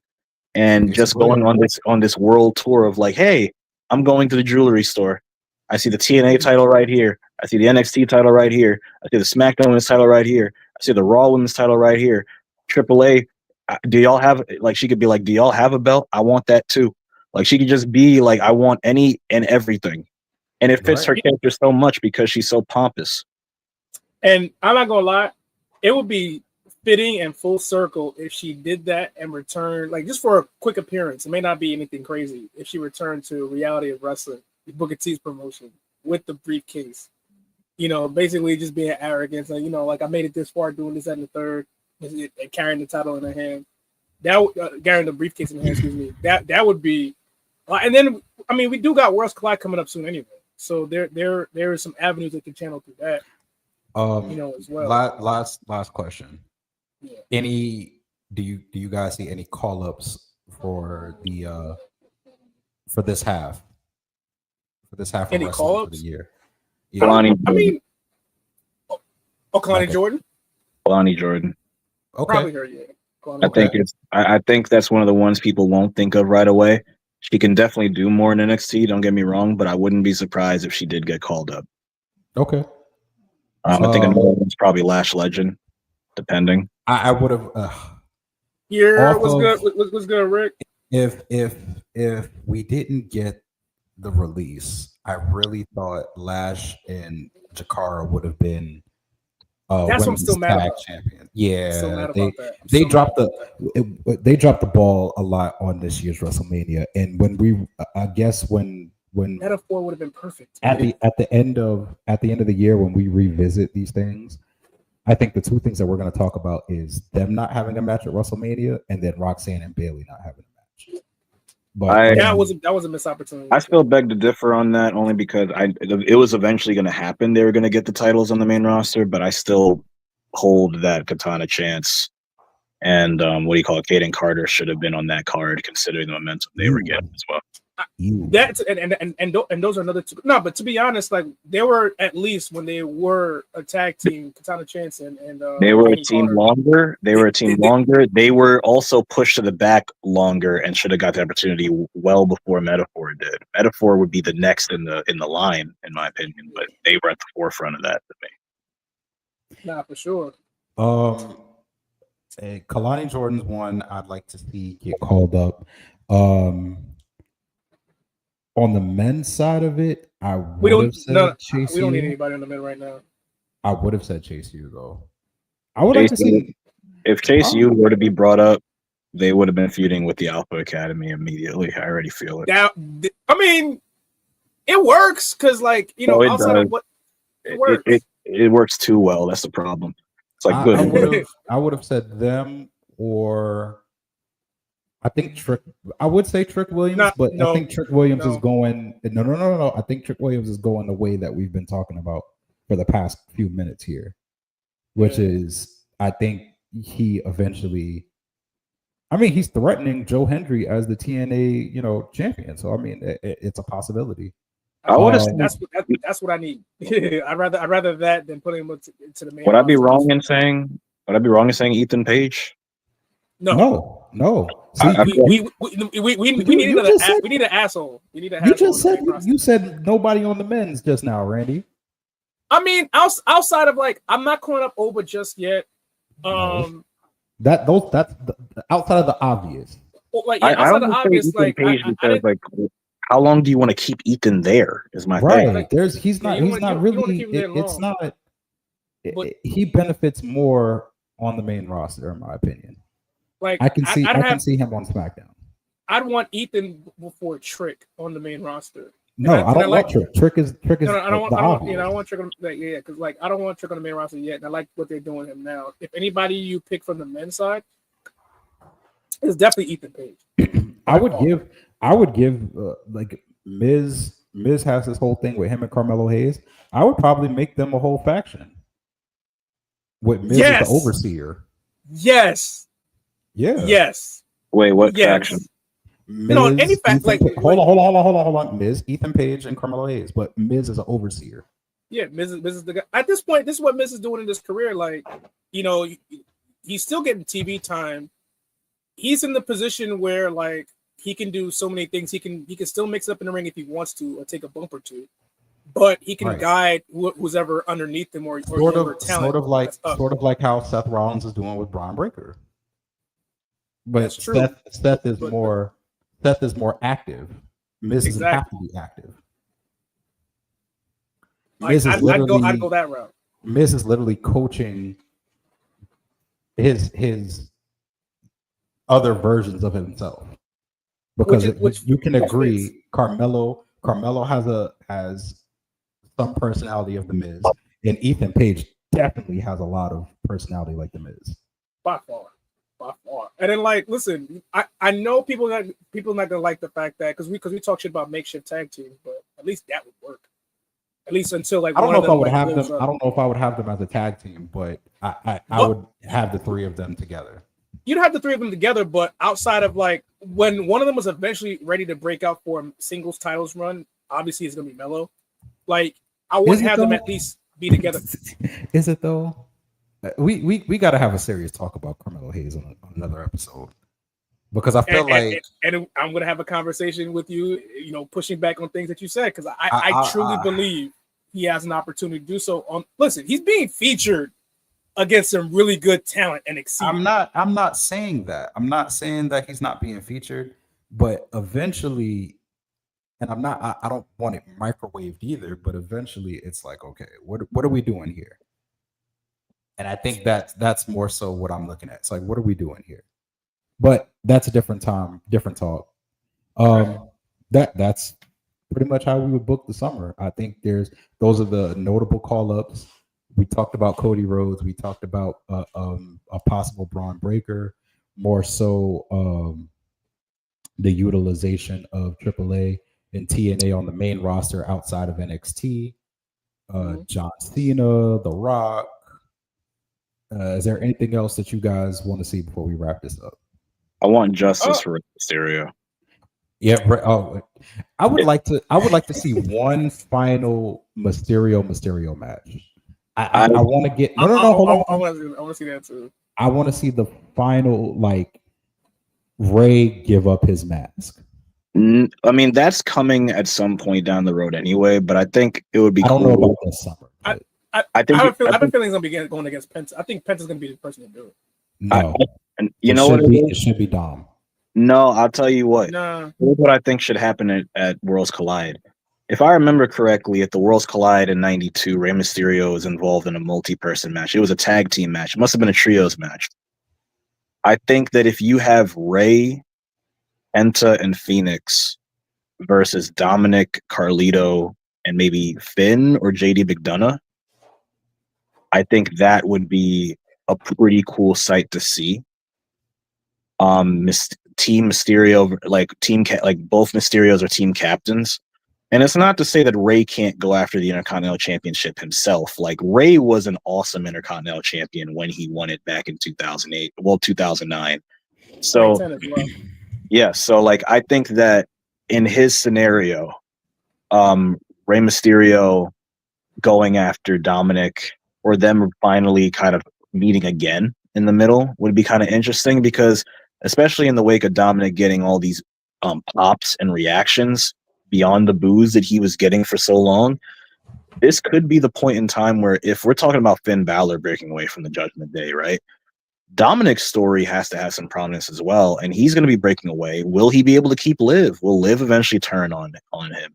Will Dominic finally be all alone? He gave up everything to be part of Judgment Day. So to see it fall apart, what will the surviving legacy be for Dominic? Does he end up finally reuniting with his dad? Does he forgive his dad? Do they get, you know what I'm saying? Does Carlito finally get that date with Raquel Rodriguez? These are the that is such anime lore. Like I mean, look at it this way. Carlito did say it's time for Carlito to get some gold. He could be like, yo, Raquel, guess what I got? I got a championship match tonight. Maybe after I win, we can have that date. We got that date, and you could pay for everything. You know, that'll be cool. Now that's cool. No, actually, you know what? I'll pay this time. Champions bonus. You know, That's He cool. want himself. He want himself some Mushu. you know, and I think that would be cool to see at Worlds Collide as well. I think, and it doesn't have to be Ray, Penta, and Phoenix. I think that there's so many. There are a lot of. Give me my trade. Actually, no. If you give me my trade, if you do my trade, then we get Ray, Penta, and Phoenix. Wait a minute. Hold on. You know what? Hey, somebody email this. Just email the link to this episode to the headquarters. we're giving you Thanksgiving early.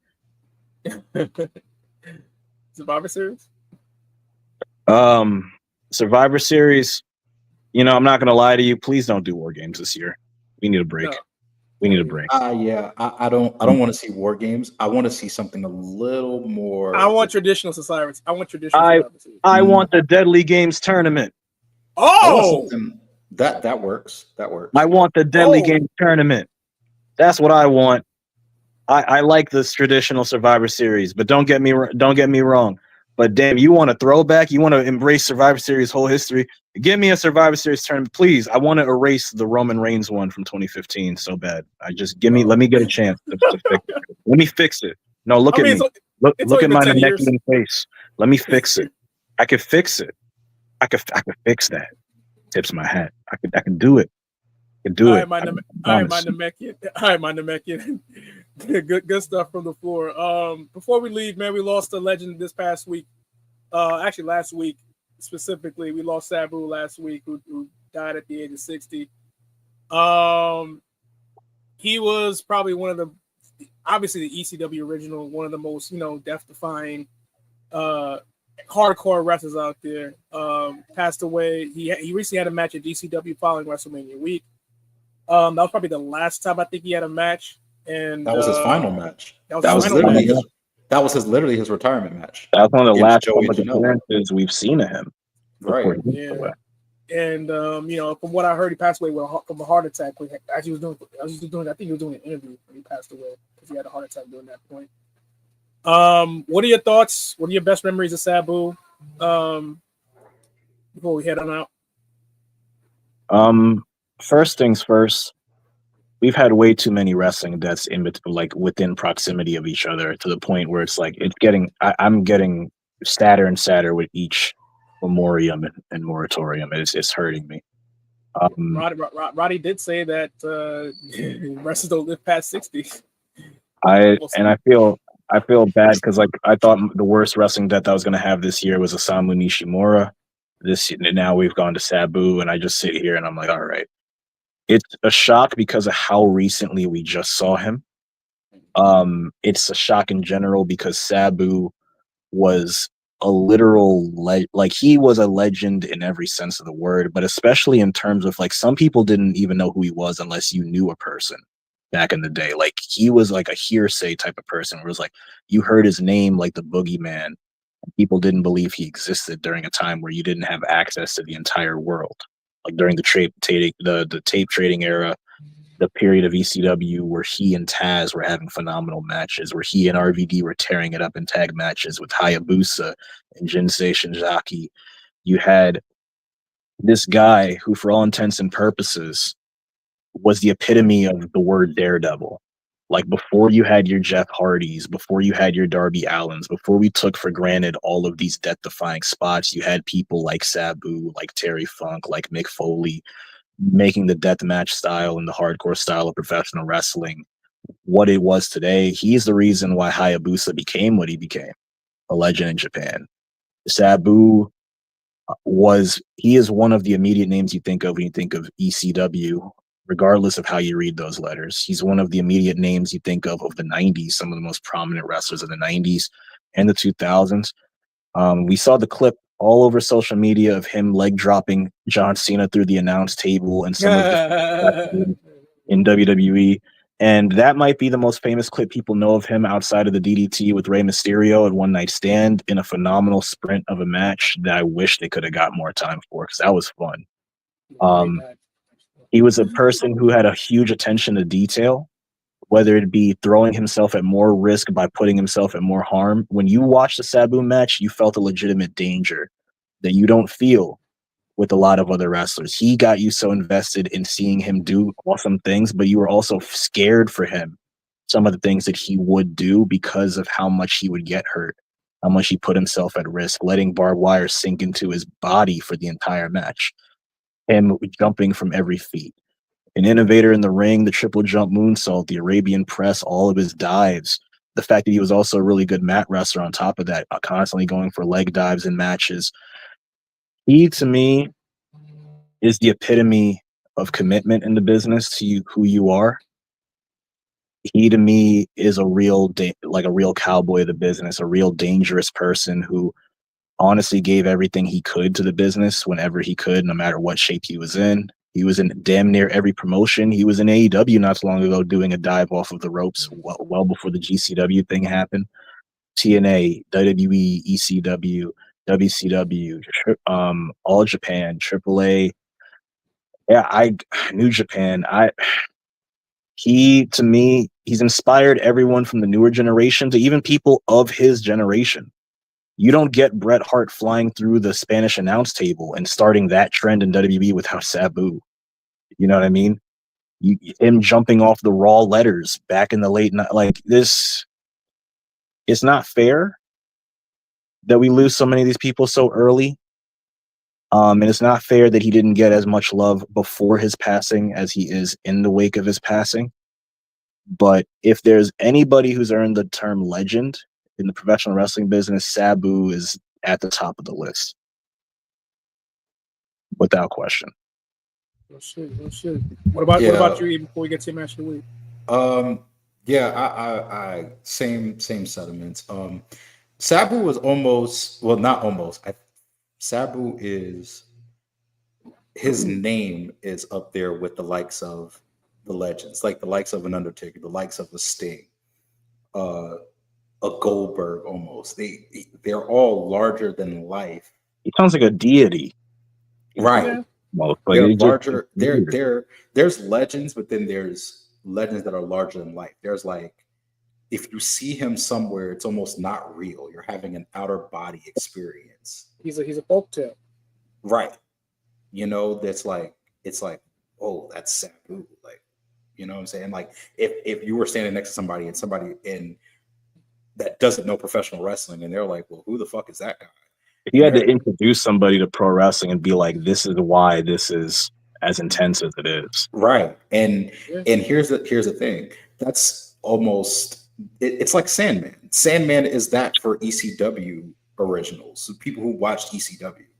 So, and he's part of those originals. Taz, Sandman, Dudley Boys. Like those are those larger than life guys. Shane Douglas that are in that upper echelon. So for Sabu to have such high praise shows you what he really meant to professional wrestling as a whole. And how many companies were started because of the work he did? Right. How many matches were inspired because of what he did? Like for Randy, for example, you know how people talk about how like The Rock took elements from Booker T, right? Oh, he took a big piece from everybody. He was influenced by a lot of people. Do we look at Jeff Hardy the same without Sabu? Oh no, of course. Like, do we look at most modern Daredevils without Sabu? You know what I'm saying? We even look at Darby Allin without Sabu. That's the point. That's the point of his upper echelon type of aura. Like he's inspired more than a generation. He's inspired generations and a real leader and trailblazer. I'm not going to say I don't think we get the same lore of ECW without Sabu. I think you still get that, but I think it's not as impactful if Sabu is not one of those forefathers of ECW. That's what I feel like. I feel like if you don't have Sabu, you don't have the magic of what ECW is, because he's one of those guys that were one of those hardcore guys. You know what you got when Sandman came out. When you heard Enter Sandman, you know what was going to happen. Speaking of theme Beer songs, drinking, kendo stick. Sabu had a banger theme. My Exactly. He So did. when you Dude. heard Sabu, when you heard the name Sabu, you knew what you were getting out of that. Come on, like, who in this business is crazy enough to go toe to toe with Mick Foley in his prime outside of Triple H? Like there's Terry not too Funk. many people. Just Terry Funk. I can only think of Vader. Terry Funk off the top of my head. Maybe Yeah, Vader. well, Terry Funk is just Vader, Taker. Look at the caliber of names though. Like right. Terry Funk, Right. Taker. We're talking Vader, upper Sabu. echelon people. These are upper echelon people. And it doesn't Yeah, matter what company you talk about ECW. You also talk about where he was at in other like we talk about the WWE thing, but also him in TNA. Some of the matches he had with like Abyss and Rhino, and there's my God. No, it's just there's everywhere. Even in the later years of TNA, when he had the match, what was it? The EV2 reunion, the match with RVD. Years later in TNA, like it's just that was bald Sabu. That was I wasn't used to that. And Sabu was one of those wrestlers that whatever your style is, he fits it. Whoever he was in the ring with, he fit it. If you were a high flyer, he fits that. If you were a brawler, he fits that. If you were a technical guy like Taz, he fit that. Everything, he's one of those guys that's very much adaptive to who he was with in the ring. And that's something special. Not too many people can do that. There's a lot of wrestlers that we like that are very much one-dimensional. And I don't mean that in a disrespectful way, but they're one-dimensional as far as they have to stick to how they wrestle versus I can mirror what you do. And that was the greatness of Sabu. He can mirror what you do while still being himself. He could go out there and have a death match with Cactus Jack, but then turn around and have a technical match with Taz. Kurt Angle. There was a point where he had like him in ECW that second run. Sabu made a fan out of me as a person who didn't get to watch him in the original ECW as a kid. Watching him in the revitalized ECW, the match he had with Kurt Angle was dope. He had me wanting Big Show to lose the ECW championship. Like I didn't even understand him well enough, but I knew that there was something special, and I was like, if he's crazy enough to go up against the heaviest version of Big Show, then that's somebody I need to take seriously. Right. And the man had, before Penta, the man had zero fear. I mean, this man was going through flaming tables. Like, come on now. What are we saying? And if you want to think about some of the people he inspired, I mean, we talked about some of the daredevils he inspired, but even some of the people you wouldn't think of, like, have you seen the tribute Sami Zayn has done for Sabu on Twitter? Yeah. Look at the representation on representation alone. I still think about the story about how Sabu lost his gear and he got to wear Davari's pants. Yeah. And I was like, why was he wearing black boots? I was like, oh, that's why. Oh, that makes again, like even in terms of attire, Davari doesn't wear those pants without like Hayabusa in Japan doesn't look like or act like Hayabusa without Sabu. He basically the same way we can make the argument that Okada borrowed D'Angelo De Niro's gimmick and became, and the rest was history. The Rainmaker. Yeah, the Rainmaker. You can make a similar argument that Hayabusa doesn't become Hayabusa without Sabu. I know I keep it. First of all, shout out to the Pope D'Angelo De Niro, man. My God. Also, shout out to the new Hayabusa. There's a new Hayabusa now, and I swear they just took a shovel and they unearthed the old one because he looks acts exactly like the old one. I don't understand. Whatever the case, we here at the Backstage Brawl love Sabu. It's a beauty, man. We love Sabu. We love his legacy. There's not too many wrestlers left with that upper echelon, godly, quote unquote, type of aura. So let's appreciate those guys while we still have. Taker is one of them, despite outside of a couple of things, but Taker is one of them. I mean, some people care, some people don't. I'm one of those people that don't. Yeah, what was that sound effect you just did right there? I was like, so there's that. Sting is another one who is on maybe his sixth retirement. So but let's enjoy those upper echelon legends while we still have. Man's last match was in Jordans and suit pants. Man, That's yo, right. and put on a hell of a show Oh, against crazy, Joey man. Janela. Janela. You want to talk All about people. somebody that you want to talk about people that got inspired by Sabu. This is somebody that Bad boy literally Joey Janela. has reinvented death matches almost. Hey man, it's either whether it was Joey Janela or Nick Gage, however he wanted to go out, he went out on his own shield. I think this is a good place for us to pretty much end it. Kind of wanted to basically discuss a little bit more in terms of what should WWE do post WrestleMania, but I guess we can just prelude to next week because we did kind of talked about the idea of what WWE looks like in terms of the mid-season trade or early season trade post WrestleMania. We can definitely touch upon this next week if you guys are game. Yeah, for sure. We gonna fix this? Oh no, I'm gonna fix it. Y'all exactly. better spend a whole 3 hours moving people. I swear to God, with this, stay here.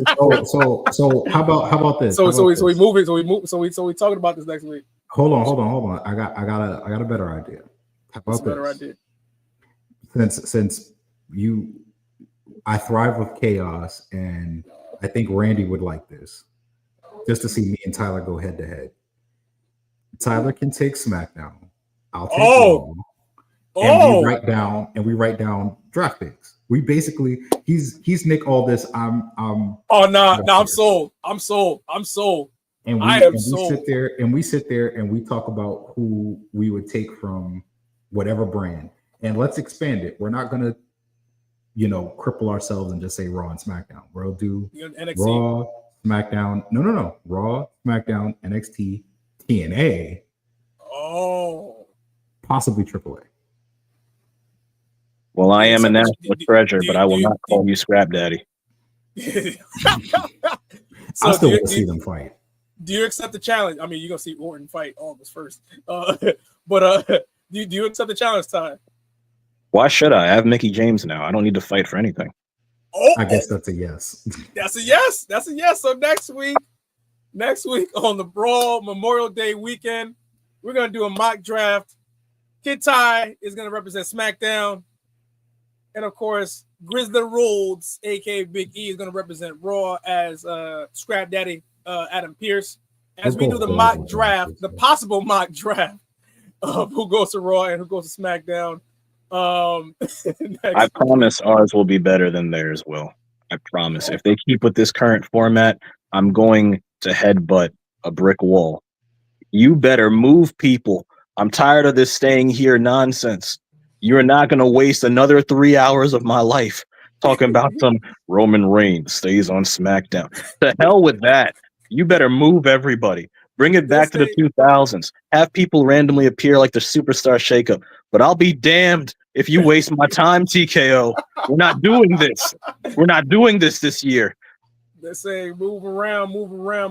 But first and foremost, shout out to the 465 people that tuned into the show today. I think it's the highest number we got.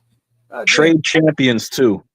Yes. To the 465 that tuned in on the show, man. Thank you guys for basically hanging with us for these past 2 hours as we touched upon the Backlash fallout. Got a lot of fantasy booking in with these 2 hours. We got E here as well. Shout out to the Black Wrestling Podcast was in the chat earlier. Kofi Weeson and the Dirty Heels Podcast, who was back up and running. Shout out to those guys. Special Ed Kids as well with Mr. Black of the Jobber Tears Podcast. Shout out to Janelle from HR and the Jobber Tears Podcast, because next month is Jobber Slam 5, A Different World. Is going to be live in location in Brooklyn. I think it's supposed to be the day before. It's the day after Juneteenth, Saturday, June 20th. It will be in Brooklyn. 21st. 21st. Oh, so it's 2 days after Juneteenth. So we'll be on Saturday. Yeah, blickety. So we'll be on Saturday. Get your tickets now. I think it's on paper. I forgot the app's name. But the tickets are up for sale. And for those who are either who in wrestling media or podcasters, sponsorships are available now. They got different packages. I would say hit up Janelle or people at the Jobber Tears to basically get the clear details on who's sponsoring who. But yeah, with that said, man, 466 people that tuned in. We thank you guys for sharing, liking, tuning in. It's a lot of people today, man. A lot of people today. Yeah, Especially on dab me Flag up, Day. Eric. Yeah, dab me up, Eric. That's some good shit, man. Yeah. Good game, man. Good game. Okay. Good Goddamn game, right. good game. But from us here at the Backstage Brawl, man, we issue our fellow. Oh, you don't know me loud. Yeah, your audio, the music. We can't even hear you. The No, you music got is no. on. It's all right. No, I got you. No, put that music back on. No, I got you. Yeah. It's been the Backstage Brawl. You know what it is already. Just follow us on all social. You see Randy's social right there, the People's Champion. You got his tag team partner and all the IWC over there. Grizzly Rhodes, Queen May Grizz, the Diamond Cutter, Eric. You already know who I am, but don't worry about that. That's don't gotta worry about it, you know what I'm saying? We didn't give you no match of the week, but we gave y'all a feast this week, you know what I'm saying? You want a match of the week, watch you some Sabu. You know what I'm saying? Watch that man versus Kurt Angle. Watch that man versus Taz. Watch that man versus Texas Black. Watch that man in the good old ECW. You know what I'm saying? This has been the Backstage Brawls. I'm glad you can hear me right now. Eric, you got something you want to say to the people before we go? Hey, man. Match of the week was going to be Sabu versus Taz, Barely Legal 97. So go ahead and watch that. That's what I'm talking about right there. You can't hear Randy, but you hear us. You know what I'm saying? And I'm telling your ass to get the hell out of here. Go home, hug your family, drink some water, kiss your wife, kiss your loved ones. And we'll see you next week. When we draft, it's going to be the National Treasure and the Draft Daddy. But the Black Edition. Happy Haitian Flag Day. Happy Haitian Heritage Month. You know what I'm saying? Eric Haitian this week, even with the minute. But same album. We love you. We'll see you next time. Go Knicks! Go Knickerbockers. Peace, y'all.